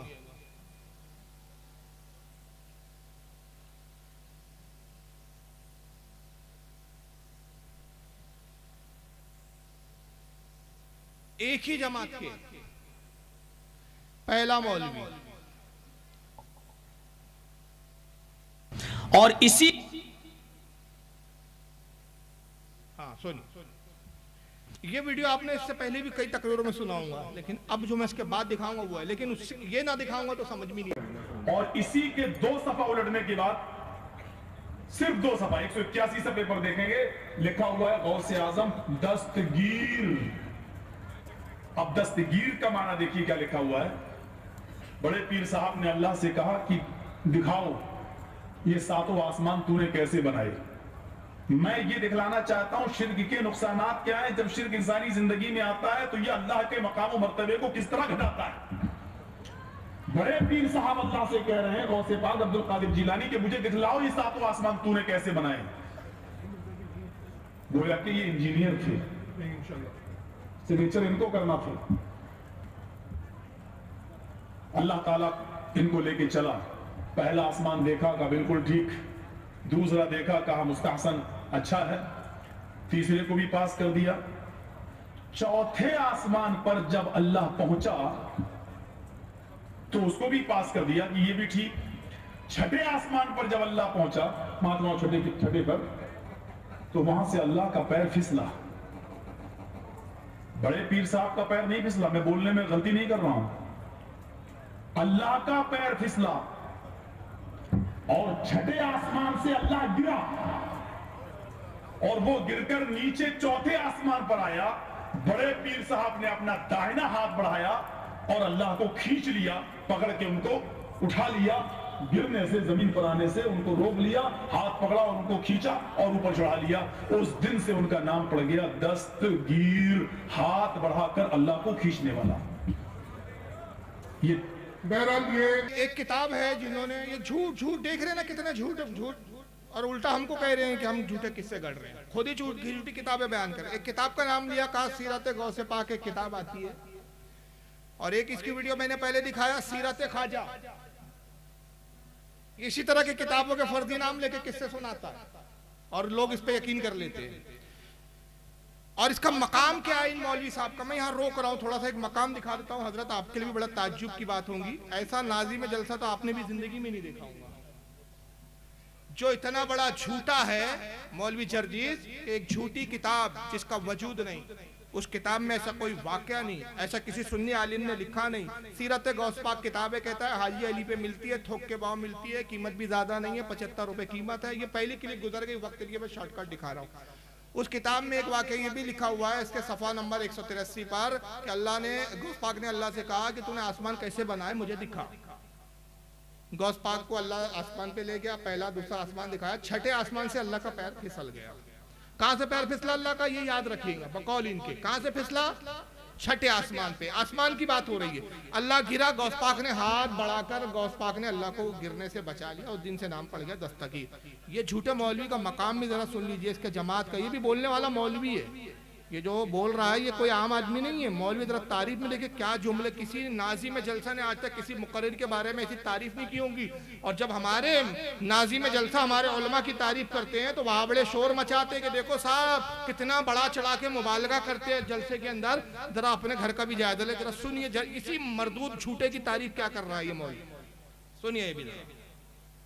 देखता हूँ मौलाना जर्जी साहब के तकरीर के बाद कितने लोग हैं, कितने मोहब्बत रखने वाले हैं कि जाओ मौलाना का आने जाने के खर्च के बराबर पैसा हम दे के जाएंगे। अगर नहीं दे के जाते हैं तो इससे बढ़कर इस्लाम की बेइज्जती और क्या होगी। अगर यहाँ भी रोक रहा हूँ, जाहिल मौलवी है, जर्जिस के साथ पढ़ा हुआ है। तारू बताया जर्जिस हम एक ही मदरसे में पढ़े, मदरसे के लिए चंदा जमा हो रहा है, कहता है कि मौलाना जर्जिस के नाम से चंदा दो, इतना तो दे दो कि उनके आने जाने का खर्चा निकल जाए, और अगर इतना भी चंदा नहीं दिया तो इस्लाम की बेइज्जती हो जाएगी। इस मनुष्य की चंदा ना देने से इस्लाम की कौन सी बेइज्जती हो जाएगी। चलो अभी इस पर मेरा एतराज नहीं है, इसको नजरअंदाज करते निकल गया भाई, सबकत लिसान है। आगे देखिए इसकी मक्कारी, अगर नहीं दे के जाते हैं तो इससे बढ़कर इस्लाम की बेइज्जती और क्या होगी। अगर नहीं दे के जाते हैं तो इससे बढ़कर इस्लाम की बेइज्जती और क्या होगी। ये मुस्लिम लॉकडाउन के बाद बिहार की धरती में पहला प्रोग्राम, ये जुमला बता रहा है, ये प्रोग्राम अभी लेटेस्ट आया है। हाँ ये बोल के नहीं ये पुराना है, तौबा कर लिया, अभी तक तौबा नहीं हुई है इससे। इतना बड़ा प्रोग्राम पूरी बिहार में 2020 से लेकर 21 का ये पहला है। 2020 में प्रोग्राम नहीं हो सका था। मैं आपसे ही गुजारिश करके जाना चाहता हूँ आपके सामने अब शहंशाही खिताबत हजरत मौलाना मोहम्मद जर्जी साहब चतुर्वेदी इटावा यूपी तशरीफ ला रहे हैं। आप हजरात उनकी तकरीर को बड़ी दिलजमी, हल्ला न करें, शोरगुल न करें, बड़ी शांति के साथ उनकी तकरीर को सुने। इनकी तकरीर को सुनने के लिए पूरे अरब अजब पूरी भारत के अंदर अल्लाह ने ऐसी तकरीर का मलका दी है कि अल्लाह का शुक्र है कि किसी भी मजहब में, किसी भी मसलक में इतने अच्छे, इतने बड़े और इतनी कम उम्र में ऐसा खतीब अभी हिंदुस्तान पे नजर नहीं आ रहा है। हिंदुस्तान पाकिस्तान में एक पर एक खतीब तो है, लेकिन सबों पर भाई हजरत मौलाना जर्जी साहब चतुर्वेदी है और हो जाते हैं। ये अल्लाह की तरफ से दैन है। कुदरत ने ऐसी कुव्वत गोयाई और इसी जबान पे मिठास और मलका अता की है कि पूरी दुनिया में एक तकरीर का धूम मचाया है।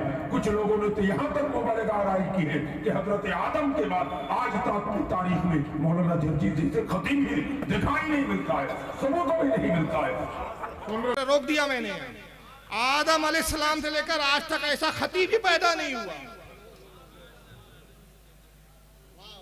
क्या मक्कार कौम है यार, ये बेगैरती की हद है। इसलिए इनकी माँ ने दूध नहीं पिलाया, मेरे सामने बैठी ये पीछे भौंकते। तस्वुर कीजिए बड़े बड़े अंबिया गुजरे हैं। अरे दाऊद अलैहिस्सलाम ऐसे नबी गुजरे हैं कि जब वो कलाम करते थे तो दरिया का पानी ठहर जाता था, आसमान के परिंदे रुक जाते थे, दिलों पे वो असर करता था। और यहाँ तक कि शाह अब्दुल हक मुहद्दिस दहलवी रहमतुल्लाह अलैह ने लिखा अपनी मकतूबात में, शाह अब्दुल हक मुहद्दिस दहलवी की भी मकतूबात है फारसी में, जो आपने हजरत बाकी बिल्ला रहमतुल्लाह अलैह को खुतूत लिखे हैं। अल्हम्दुलिल्लाह मेरे पास असली नुस्खा है। उसमें एक जगह वो बयान करते दाऊद अलैहिस्सलाम का जिक्र करते हुए कि उनकी मजलिस जब होती, आप खौफ इलाही में खिताब करते, आलम ये होता है कि कई जनाजे निकला करते थे। उनकी जबान की तासीर होती थी। मोहब्बत इलाही में लोग रूहों को जो है उनकी रूहें निकल जाती थी। उनको ख्याल हुआ हज़रत दाऊद अलैहिस्सलाम को, यार मेरे वाज की वजह से लोगों का इंतकाल हो रहा है, तो उन्होंने वाज कहना कम कर दिया।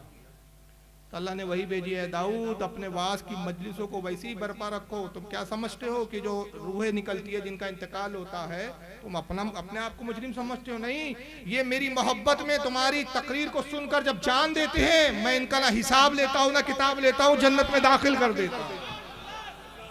ये वो खतीब थे, मौलाए कायनात की फसाहत और बलागत।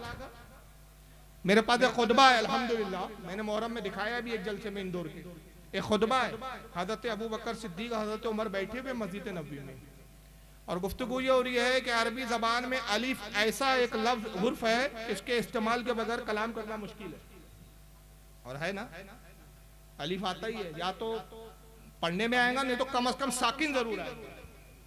अरबी में अलीफ के बगैर कलाम करना मुश्किल है। ये गुफ्तगू हो रही है, मौला कायनात तशरीफ लाते हैं, कहा कि अमीरुल मोमिनीन हजरत अबू बकर का दौरे खिलाफत है, आप किस बात पर गुफ्तगू कर रहे हैं? कहा हम में गुफ्तगू ये हो रही है कि अलीफ एक ऐसा हुर्फ है कि जिसके बगैर कलाम करना नामुमकिन है। आप मिंबर पर आए, तवील खुतबा इरशाद फरमाया, खुतबा किताब में मौजूद है, और अली की करामत ये कि सारा खुतबा वो इरशाद फरमाया जिसमें अलीफ का इस्तेमाल ही नहीं।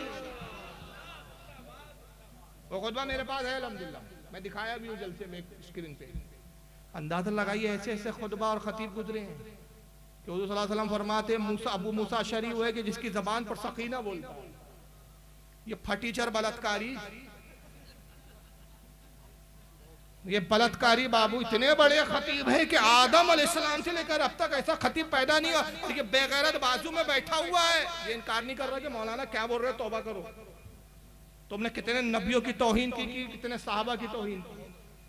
और ये वो खतीब है, वाकई मैं कहता हूं, मैं तस्लीम करता हूं कि हजरत आदम से लेकर अब तक ऐसा खतीब नहीं गुजरा, खिताबत में नहीं, झूठ के अंदर,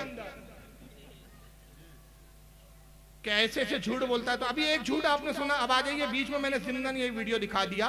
तो बात कहाँ चल रही थी हमारी कि गौसे आजम ने अल्लाह से कहा, आसमान दिखा, अल्लाह गिरा, छठे आसमान पर ये मामला हो रहा है। अब दूसरे मौलवी इसी जमात के तरफ से, ये जावेद उस्मानी सुनिए जरा। आपने एक लफ्ज़ जरा ज्यादा बहुत मशहूर है, पीराने पीर अब्दुल कादिर जीलानी का, मालूम है?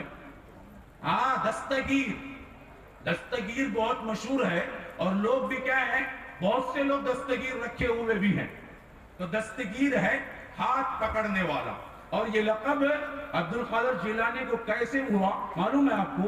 इसके बारे में वाक़िया लिखते हैं, कहते हुए भी डर लगता है कि कहीं हमारे तौहीद में खलल ना आए, लेकिन इस वक्त अच्छा मकानी देखिए, झूठ बोल रहा है, बरसरे में झूठ बोल रहा है, और पब्लिक पे देखिए रोक डालने के जुमले कैसे। वाकया ऐसा है, बरेलियों ने ऐसा वाकया लिख दिया, बरेलियों ने, तो बयान करने में भी डर लग रहा है तौहीद में खलल ना आ जाए। जाहिल तो कोई पूछे, कुरान में मुशरिकीन की भी कलाम और उनकी भी बातों को नकल किया तो पढ़ने से तौहीद में फर्क आ जाता है। अजीब मनती के कहाँ से पढ़ के आते पता नहीं, ये पागल खाने से पढ़ते हैं, कहाँ पढ़ते, कौन से जाहिल मौलवी होते हैं अल्लाह जाने। चलिए आगे सुनिए। जैसे नकल कर रहा हूं ताकि तौहीद आपके जहनों में बैठ जाए। तो लोग लिखते हैं कि एक मर्तबा अल्लाह और अब्दुल कादिर जीलानी दोनों सैर को गए थे। हाँ, सैर, बाग में टहलते टहलते नऊज़ु बिल्लाह सुम्मा नऊज़ु बिल्लाह, अल्लाह का पैर फिसला करते, अब्दुल कादिर जीलानी पकड़ को उठाए करते। हाँ, समझ रहे हैं? जर्जी साहब ने कहां से गिराया अल्लाह को, माज़अल्लाह, ये बाग में ले गए। जमात एक ही है, मौलवी देखते जाइए। मैंने कहा था ना जुमला के इब्लीस दांतों में उंगली डालता है। मेरे बच्चों, इतनी तरक्की कर ली, इतनी तरक्की का तो तस्वुर मैंने भी नहीं किया। ये बाग में ले गए, ये बाग में ले गए। अब तीसरे उसी जमात के कस्साब को सुनिए, उसी जमात के, एक ही जमात के पेंदे। अब जरा सुनिए इनको, ये पाकिस्तान के, इनका नाम है मौलवी खलीलुर रहमान, टीवी पे आते हैं अक्सर। और पाकिस्तान के कई उलमा है, जैसे मौलाना कोकब नूरानी साहब से इनके कई बार बहस व मुबाहिसे हुए, एक चैनल पे आते हैं। जरा सुनिए यहाँ पर, ये भी वही किस्सा सुना रहे हैं। एक किताब है, मैं हैरान होता हूँ, इंडिया में छपी। अच्छा मजेदार बात देखो, मैं वीडियो नहीं दिखा पाऊंगा, वक्त हो रहा है। जर्जिस कहता है पाकिस्तान में छपी हो किताब, और पाकिस्तान का मुल्ला बोलता है इंडिया में छपी हो किताब। मक्कारियां देखिए फिरके की, ताकि बेचारा हिंदुस्तान वाला बोले अरे पाकिस्तान में छपी कहां से लाऊं, और पाकिस्तान वाला सोचे भाई इंडिया में छपी कहां से लाऊं। लेकिन इन बेगैरतों को नहीं मालूम कि इंटरनेट ने उलमा अवाम पूरे दुनिया को ग्लोबल वेज में ऐसा तब्दील किया कि आज अल्हम्दुलिल्लाह इसी इंटरनेट की बरकत है कि पाकिस्तान के उलमा से भी कांटेक्ट है, दुनिया के तमाम उलमा से कांटेक्ट है। अगर वहां कोई इस तरह की किताब है तो वहां से हम बुला सकते हैं, पता कर सकते हैं। हमने सारा पता कर लिया और चैलेंज कर रहे हैं, तो वो किताब तो दिखाओ जिसमें किस्सा लिखा हुआ है। किताब कहते पता ही नहीं है। अब सुनिए, वो पाकिस्तान इंडिया में छपी है, ये कह रहा है। सुनिए, अहले हदीस की दावत के दो पहलू हैं। झूठ बोलो। एक पहलू ये है कि लोगों बंदगी सिर्फ अल्लाह की, ये झूठ बोल रहा है। अहले हदीस की दावत के दो पहलू है, पैरवी सिर्फ रसूलुल्लाह की। माफ करना, अहले हदीस की दावत के दो पहलू है। झूठ बोलो, सऊदिया की चाटो, इसके अलावा कोई पहलू नहीं। सारा मजहब रियाल, जितना झूठ बोलेंगे आका उतना खुश होगा। और ये झूठ क्यों बोलते हैं? आकाओं से ज़कात लेने के लिए बताते हैं इस तरह की तकरीरें। वहां देखो हिंदुस्तान में कितनी जहालत फैली हुई है। लोग गौसे आजम को अर्श आजम पर ले जा रहे हैं, आसमानों में ले जा रहे हैं, बागों में ले जा रहे हैं, अल्लाह को गिरा रहे हैं और गौसे पाक अल्लाह को बचा रहे हैं। ये हिंदुस्तान के बरेलियों का मजहब है। लाओ उनकी इस्लाह करना है, ज़कात दो, खैरात दो, सदकात दो, भीख दो, दो दो। पापी पेट का सवाल है। ये सब इसलिए फंटरगिरी हो रही है। ये एक पहलू है हमारी दावत जो मैं समझता हूँ मुझसे पहले वो तबाह हजरात बखूबी इसको बयान कर चुके होंगे, मुझे दोहराने की जरूरत नहीं। मैं सिर्फ इंडिया से एक किताब पीर अब्दुल कादिर जिलानी की सीरत, उसका नाम है सीरत गौसे आज़म, सीरत गौसे आज़म। वो किताब छपी, उसके सफा नंबर 81 मेरे पास मोबाइल में उसका अक्स, उसका फोटो, टाइटल का भी और उस सफे का भी मौजूद है। ये मौलवी है, चाहिल मुझे नहीं मालूम कि मुनाजरे की दुनिया में ये पीडीएफ बोलते हैं उसको, पीडीएफ फॉर्मेट की किताबें नहीं चलती, मोबाइल में है वो, मतलब बनी बनाई हुई किताबें।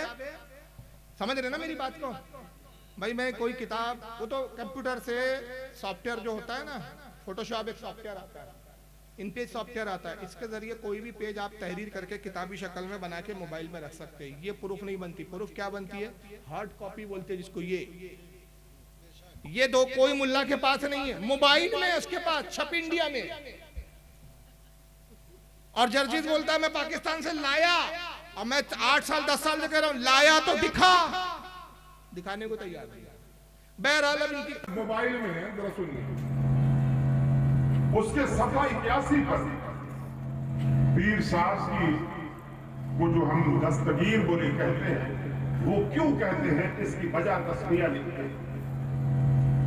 कहते हैं कि अल्लाह ताला और पीर अब्दुल कादिर जिलानी दोनों जन्नत में सैर करते, दोनों जन्नत में सैर करते। आगे केले का छिलका पड़ा हुआ है, नऊजुबिल्लाह नऊजुबिल्लाह नऊजुबिल्लाह। अल्लाह की नजर न पड़ी, पाँव पड़ा। केले के छिलके पर अल्लाह की नजर न पड़ी, पाँव पड़ गया। फिर केले का छिलका क्या करता है वो तो आपको पता ही है। अल्लाह फिसल किया, नऊजुबिल्लाह बिन साद। और पीर अब्दुल कादिर जिलानी चूंकि हाथ में हाथ लेके चल रहे थे जन्नत में, तो जब अल्लाह ताला नऊजुबिल्लाह फिसले तो पीर साहब ने फौरन हाथ खींच लिए, तो अल्लाह को गिरने से बचा, अल्लाह ताला को गिरने से बचा। तो अल्लाह ताला ने कहा, ऐ अब्दुल कादिर जिलानी, तूने हमारा हाथ पकड़कर हमें गिरने से बचाया है, जाओ आज से तुम्हारा लक़ब दस्तगीर। इब्लीस हैरान है कि बाल नोच रहा हूं। सोचो यार, एक छठे आसमान में ले गया, किताब वही, किताब वही, छठे आसमान में ले गया, दूसरा गार्डन में ले गया, उसकी अम्मी ने गार्डन बनाया था, माली उसका बाप था वहां का।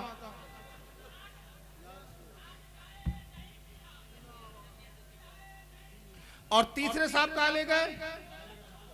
भाई हजरत आ रहे हैं, इस्तकबाल करेंगे इंशाल्लाह। आप थोड़ा सा तवज्जो दे, जब तक आने में थोड़ा वक्त लगेगा। नारे लगा लिए, चलिए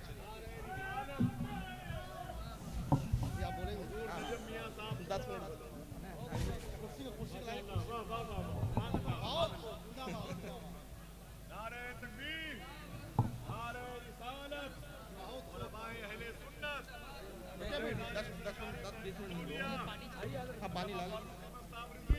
नारे तकबीर, नारे रिसालत, नारे हैदारी, खानकाहे नईमिया, आले रसूल, आले रसूल, आले रसूल, नारे तकबीर, नारे रिसालत, नारे हैदरी, नारे हैदरी, नारे गौस, नारे गौस, खानकाहे नईमिया, आले रसूल, नारे तकबीर, नारे रिसालत।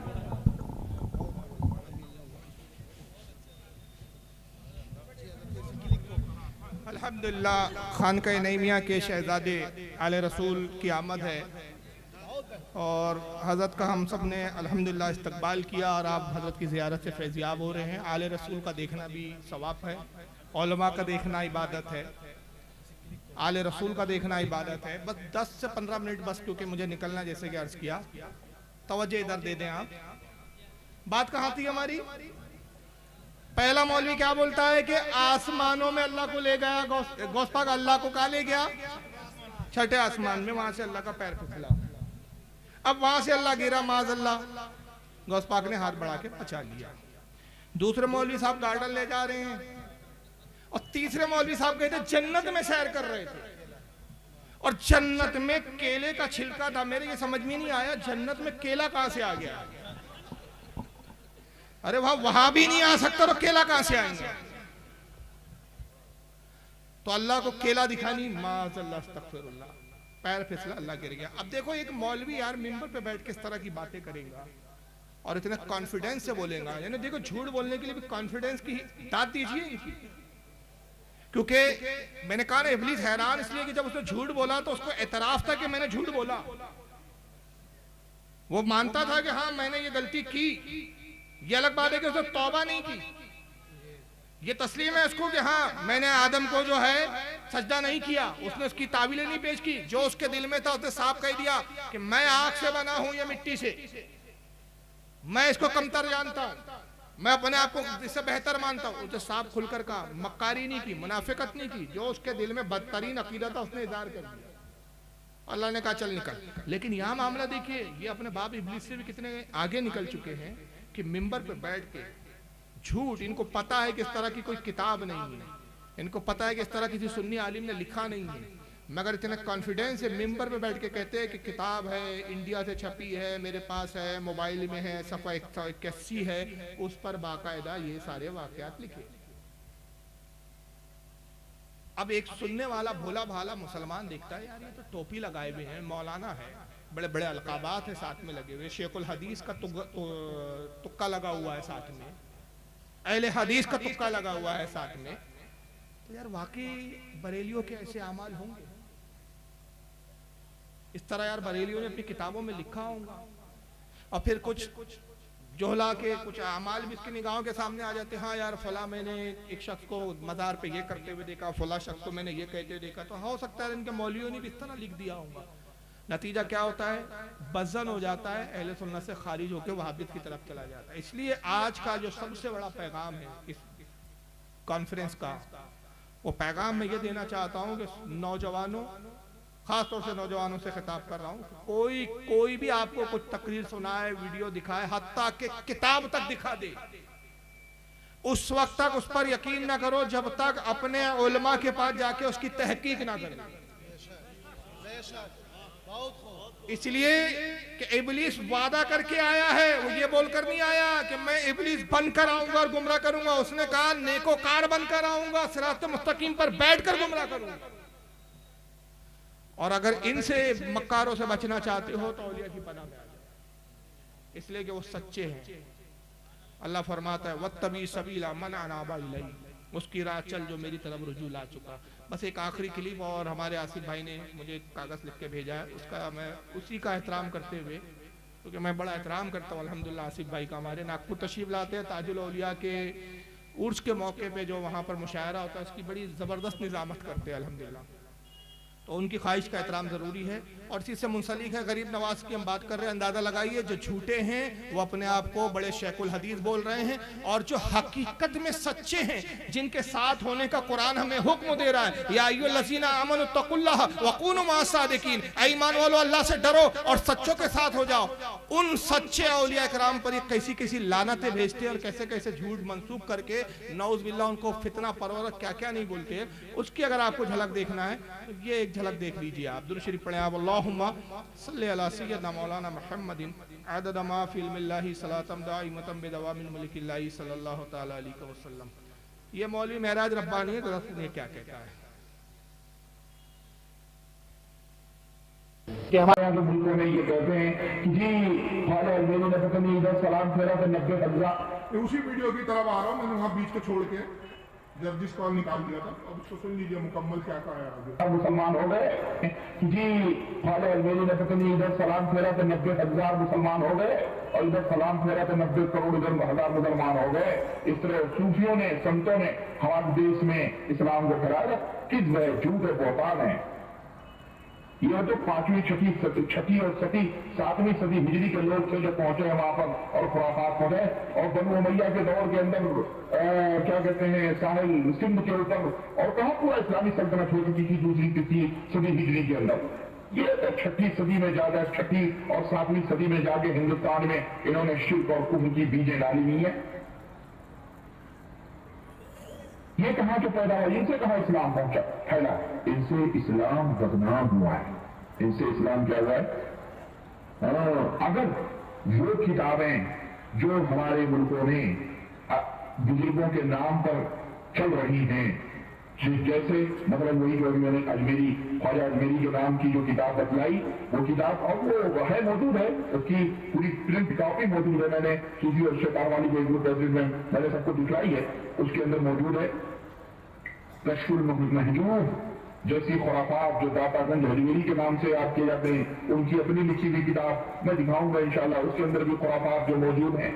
अगर ये अकीदे रखने वाले ये अकीदे वो रखते थे, और यकीनन ये उनकी किताबें हैं, अगर यकीनन उनकी ये किताबें हैं, तो हम तहरीर देख करके ये हुक्म लगाते हैं ये किसी मुसलमान मोमिन की तहरीर नहीं, बल्कि ये काफिर और मुशरिक की तहरीर है। समझ आएगी आपको। यह गरीब नवाज की एक मकतूबात है जो ख्वाजा मुख्तियार काकी ने जमा की, उसके ताल्लुक से बात कर रहा है। वक्त नहीं है कि मैं तशरीह करूं। ये सारी किताबें अल्हम्दुलिल्लाह मेरे पास मौजूद है, और इसको 8 साल पहले मैंने मुनाजरा किया था। बाज़ाब्ता वो DVD और CD इस तक पहुंचाई गई थी। अब आप सोच रहे हैं तो सऊदीया में रहता है, मुनाजरा कैसा, ये हैदराबाद आता है हमेशा।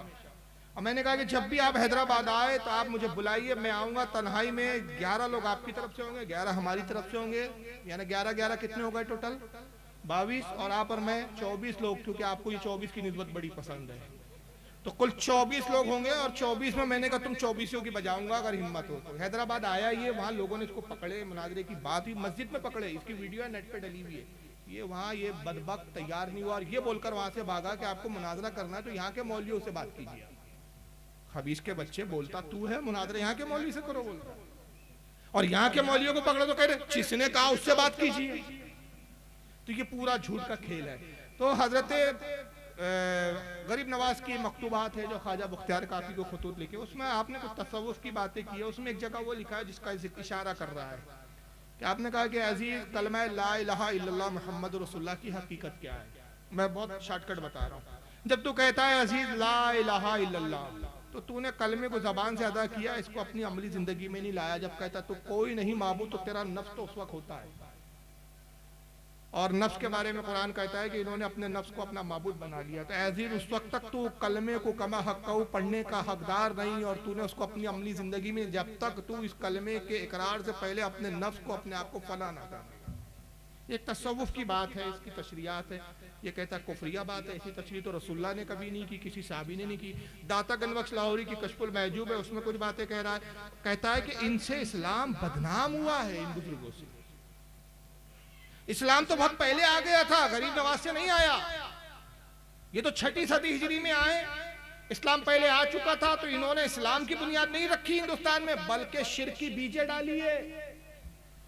तो इसका एक मैं मुख्तसर अभी जवाब दे रहा हूँ, तफसीली जवाब बहुत लंबा हो जाएगा, वक्त नहीं है कि मुख्तसर में जवाब दे रहा हूँ कि अगर 6वीं सदी में आकर ये शिर्क की बीजें डाल रहे थे, तो तुम्हारा तो दावा है कि हम तो 1400 साल से है, 1400 साल से पुराना हमारा मजहब है, हम नया फिरका नहीं है। तो जब इस शिर्क की बीजें डाल रहे थे तो तुम्हारे मुल्ला मौलवी क्या कर रहे थे? घास छील रहे थे, वो कहाँ थे? नऊज़ बिल्लाह, शिर्क की बीजें नहीं डाल रहे थे, शिर्क को खत्म करने आए थे और शिर्क खत्म किया उन्होंने। तो इनसे इस्लाम बदनाम नहीं हुआ, बल्कि इस्लाम किससे बदनाम हुआ? तुमसे। और तुमसे ऐसे बदनाम हुआ कि सरकार गरीब नवाज ने 90 लाख लोगों को कलमा पढ़ाया। जिनकी किस्मत में ईमान था वो ईमान ले आए, जिनकी किस्मत में नहीं था उनको भी इस्लाम से बज़्ज़र नहीं होने दिया।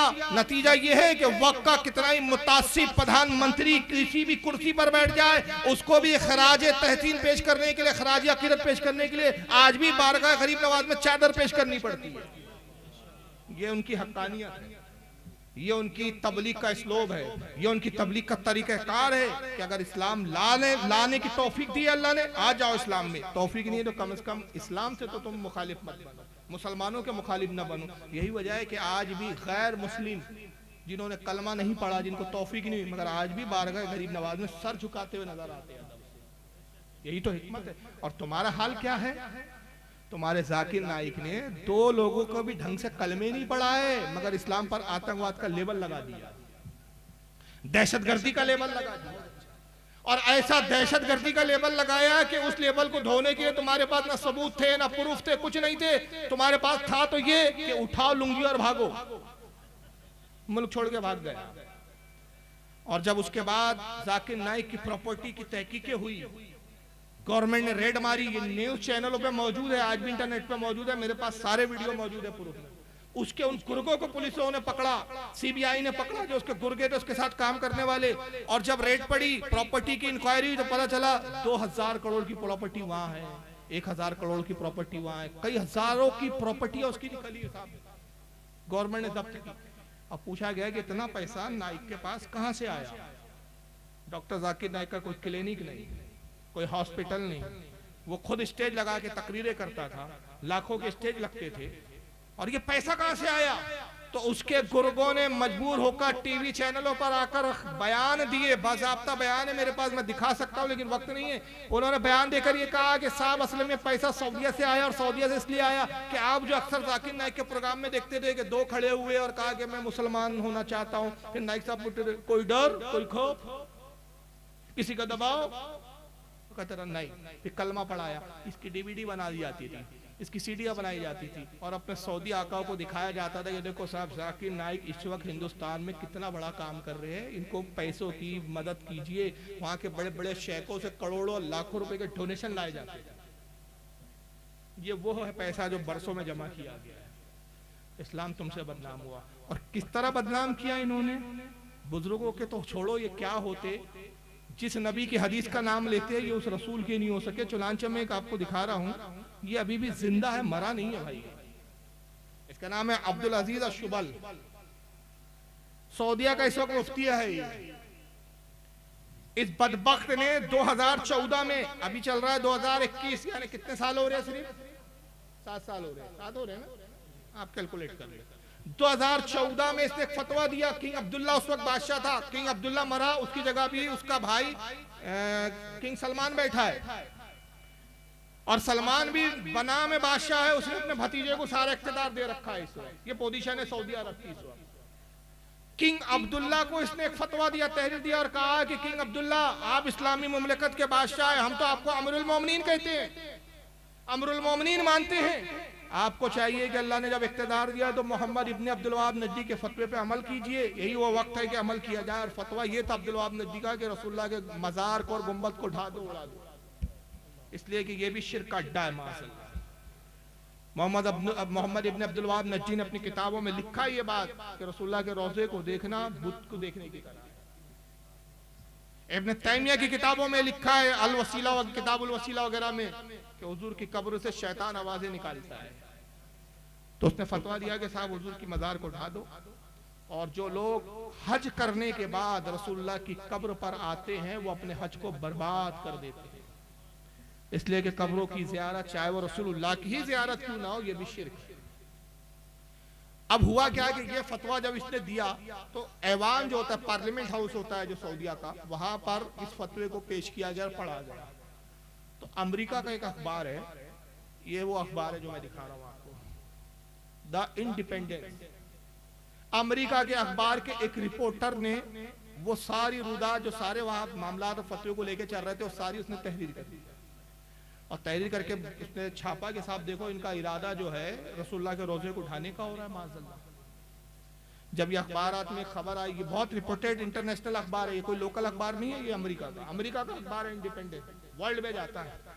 तुर्की में एहतजाज शुरू हो गया इसके खिलाफ, सूडान में, मिस्र में, जितने बड़े बड़े इस्लामी ममालिक थे वहां, हत्ता कि पाकिस्तान में अल्लामा आसिफ जलाली साहब अभी जिंदा है माशाल्लाह, उन्होंने इसके खिलाफ एहतजाजी रैलियां निकाली और बाकायदा वार्निंग दी किंग सलमान को, किंग अब्दुल्ला बिन अब्दुल अजीज को कि अगर तुमने रसूलुल्लाह के रोजे की तरफ आग भी उठाई तो हम लोग बगैर वीजा बगैर पासपोर्ट के किसी भी तरह जाने चले जाए, चाहे तुम हम पे गोलियां कर जो है गोलियां दाग दो, हम अपनी पाकिस्तान की बॉर्डरों से होते हुए सऊदीया में घुसेंगे और तहलका मचा देंगे। हत्ता के ईरान हालांकि शिया मुल्क है, वहां के ईरान के प्रेसिडेंट ने भी उस वक्त ऐलान किया कि अगर रसूलुल्लाह की रोजे की एक ईंट भी तुमने हिलाने की कोशिश की तो ईरान सबसे पहला मुल्क होगा जो तुम पर हमला करे।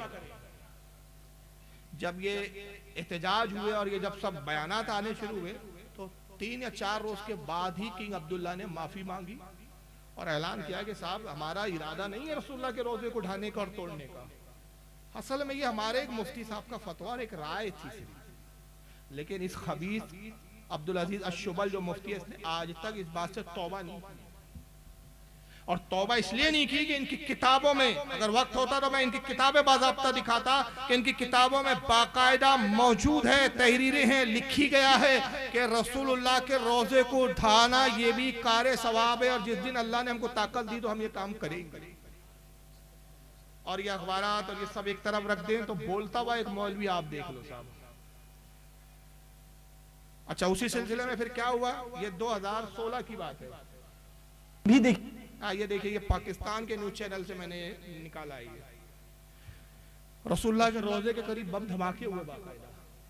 मुझे बताइए ये कौन लोग थे जिन्होंने बम धमाके किए? हिंदुओं का दाखिला तो मना है वहां, ईसाई वहां नहीं जा सकते, यहूदी वहां नहीं जा सकते, तो वो कौन लोग थे जिन्होंने रसूलुल्लाह के रोजे के पास बमों को फोड़ा, बमों के धमाके किए? मकसद था रसूलुल्लाह के रोजे को नुकसान पहुंचाना। और बाद में जब दुनिया में थूथू हुई और 2 बातों पे दुनिया में मजम्मत की गई, एक ये कि बाज़ाहिर है वो तो मुसलमान ही होंगे, बनामे मुसलमान जो गए, जिनको तुमने दाखिले की इजाजत दी, तुमको जिनको तुमने वीजे दिए, जो हज के नाम पर, जो रसूलुल्लाह की कब्र मुबारक की जियारत के नाम पर और बम धमाके करके चले गए, तो तुम्हारी सिक्योरिटी का हाल क्या है भाई? और ये तुम कैसे मुसलमान हो कि जो अपने ही पैगंबर की कब्र को ढाना चाहते हो? तो किंग अब्दुल्ला ने उस वक्त बयान दिया कि साहब असल में नहीं, असल में बम धमाके नहीं हुए थे, हम ट्रायल कर रहे थे, ट्रायल मतलब प्रैक्टिस कर रहे थे कि अगर इमरजेंसी में कोई यहाँ पर किसी दहशतगर्द का हमला हो जाए तो हम कैसे उससे निपट सकते हैं। अंदाजा लगाइए, लाल किले पर हमला अचानक हो जाए तो हम कैसे लाल किले को बचाएंगे? उसकी प्रैक्टिस किसी और जगह होंगी कि लाल किले पर ही बमबारी करेंगे? यानी बेवकूफ बना रहे हो पब्लिक को। भाई मिलिट्री की ट्रेनिंग कहाँ होती है? भाई चाइना हम पर हमला कर ले तो हम कैसे निपटेंगे? तो ये प्रैक्टिस करने आप चाइना जाएंगे क्या? वहां चाइना वाला आपको घुसते से ही उड़ा देगा आपको। यानी अजीब मंतिक है। देखिए इसकी रिपोर्ट है की जा सकती है और साथ ही आप धुएं के बादल भी देख सकते हैं। मस्जिद नबवी से हरम शरीफ के नजदीक ये जन्नतुल बकी के करीब ये धमाका हुआ है और इस धमाके के बाद हरम शरीफ में जो मंजर है वो भी आप देख सकते हैं। लोगों में कुछ खौफ व हिरास भी दौड़ गया और इस बिना पर लोग परेशान भी देखे जा सकते हैं। और ये मनाजिर एक्सक्लूसिवली आप देख सकते हैं। बहुत लंबी रिपोर्ट है, काफी लंबा है। ये अंदाजा लगाइए कि अगर ये ट्रायल था तो पब्लिक घबरा क्यों रही है? और पब्लिक के बीच में आप ट्रायल करते हो क्या? यार हमने तो नहीं देखा। ये अक्सर आसिफ भाई को भी, आपको भी इत्तेफाक पढ़ाऊंगा, एयरपोर्ट जाते हैं हम लोग तो अक्सर वो बीच बीच में कभी कभार क्या होता है कि वहाँ की जो सिक्योरिटी रहती है, सिक्योरिटी ऑफिसर रहते हैं, वो कि भाई अचानक हमला हो तो कैसा हो, कैसा निपटेंगे, उसके लिए वो थोड़ी सी प्रैक्टिस करते हैं। उस वक्त बाकायदा ऐलान होता है और पब्लिक को वहां से हटा दिया जाता है। और फर्जी तौर पर वो बंदूक से गोलियां नहीं चलाते, वो लोग फर्जी तौर पर बंदूक लेंगे, आवाज निकालेंगे, इस तरह के करती हरकतें। हमने तो आज तक नहीं देखा ये कौन सा ट्रायल है कि रसूलुल्लाह के रोजे के पास आप बम का धमाका कर रहे हो, उसको ट्रायल का नाम दे रहे हो, जबकि ये आतंकवादी हमला था तुम्हारा।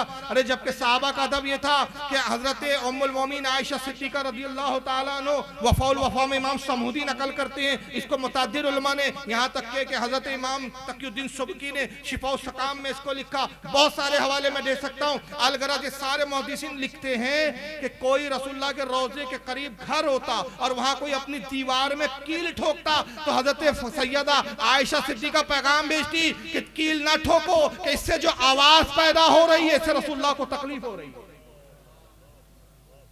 ये सहाबा का अदब था।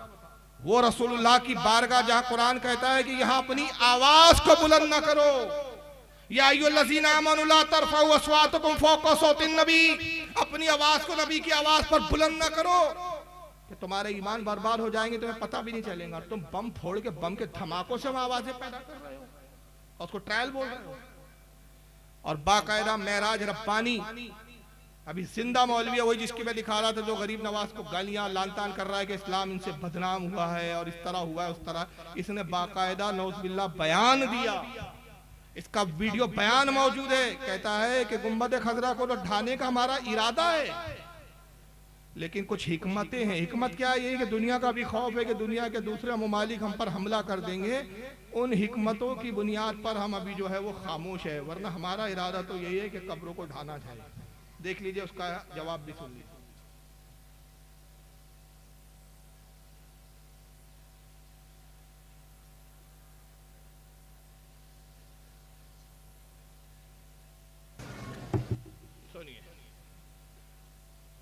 क्या फरमाते हैं उलमाए दीन इस मसले में कि कब्रों को पुख्ता मजबूत बनाने में, पुख्ता और मजबूत से मुराद अंदर से या ऊपर से ऊंची बनाने या गुंबद बनाने में अक्सर का कौल है कि हराम है, जिस पर बाज़ हज़रात का कहना है कि जब पुख्ता और मजबूत बनाना और गुंबद बनाना हराम है तो फिर रसूलुल्लाह सल्लल्लाहु अलैहि वसल्लम की क़ब्र अज़हर पर क्यों गुंबद बनाई गई, क्यों उसको तोड़ा नहीं जाता, क्यों इस बारे में कुछ नहीं कहा जाता?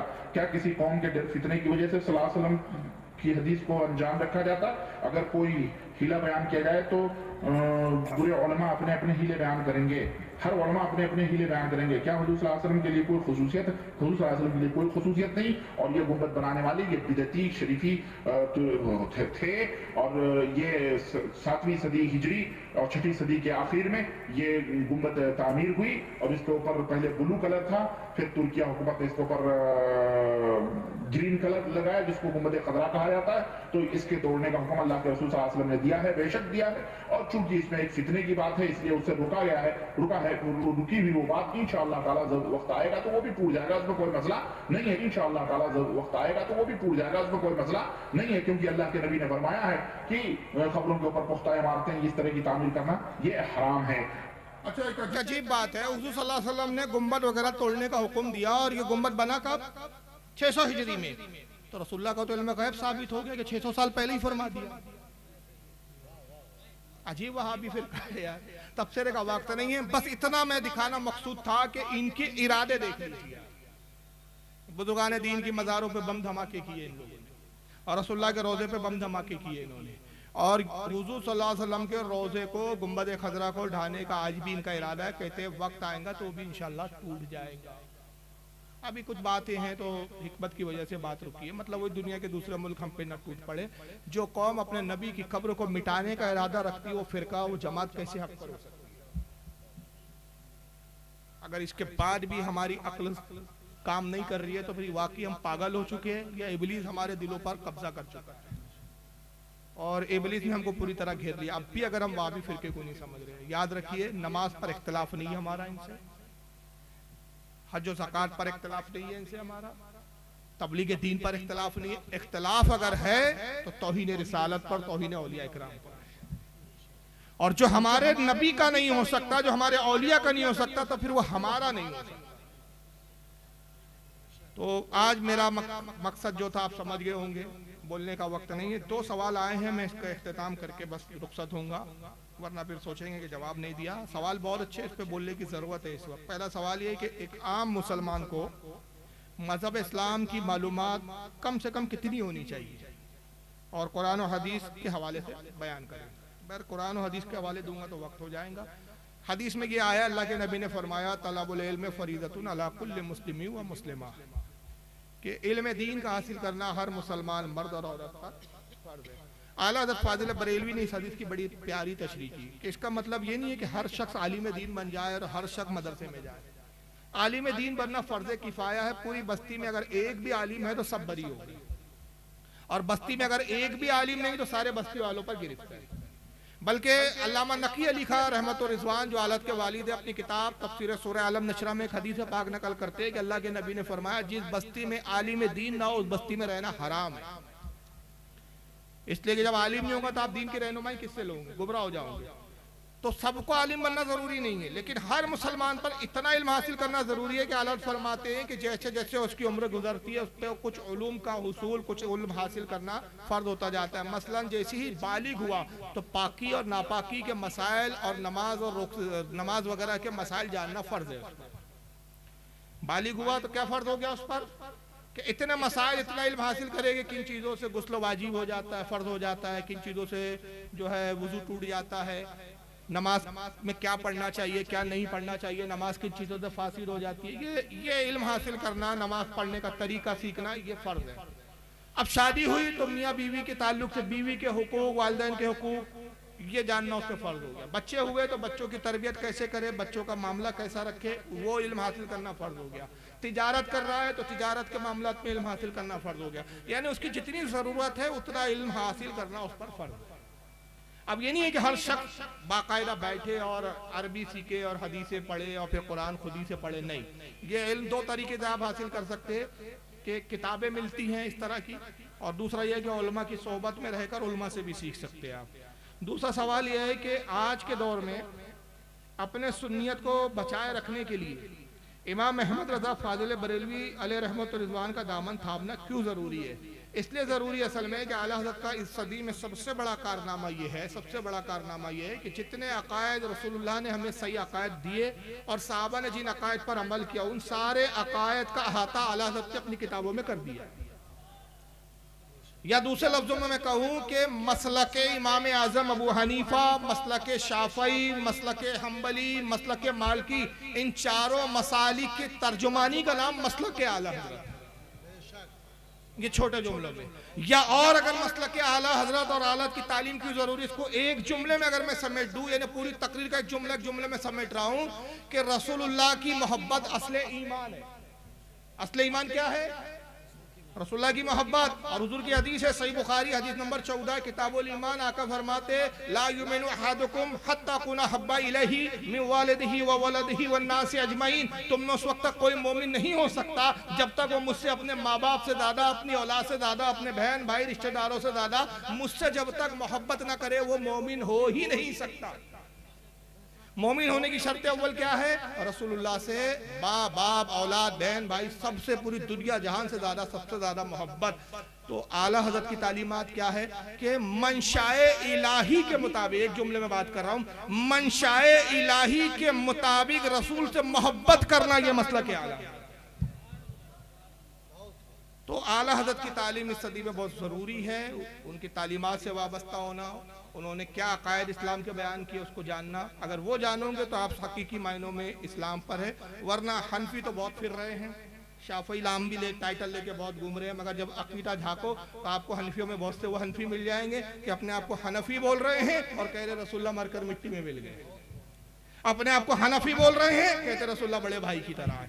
नाम के आगे अपना हनफी लिख रहे हैं, कहते रसूल का इल्म जानवर और पागलों की तरह है। बहुत से शाफई उल मसलक मिल जाएंगे, अपने आप को शाफई कहते हैं, और जब पूछो तो कहते हैं अल्लाह का जिस्म भी है, अल्लाह अर्श के ऊपर बैठा हुआ है, जिस्म के भी कायल है। बहुत से हम्बली मिल जाएंगे, वो भी इस तरह के खुराफात। तो ऐसे मिल सकते हैं, लेकिन जब मसलक आला हज़रत वर्ड बोल दिया या आला हज़रत की तालीमात की आपने ज़रूरत को महसूस कर लिया तो समझ में आ गया कि सारे बददीनों से आप अलहदा हो।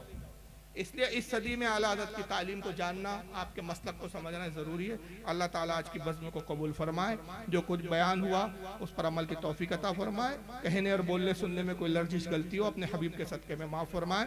इंशाअल्लाह अल्लाह ने चाहा तो फिर कभी हाजिर होंगे और फिर कभी ज़ियारत और मुलाकात होगी। अस्सलामु अलैकुम व रहमतुल्लाहि ताला व बरकातहू व मा अलैना इल्लल बलागुल मुबीन।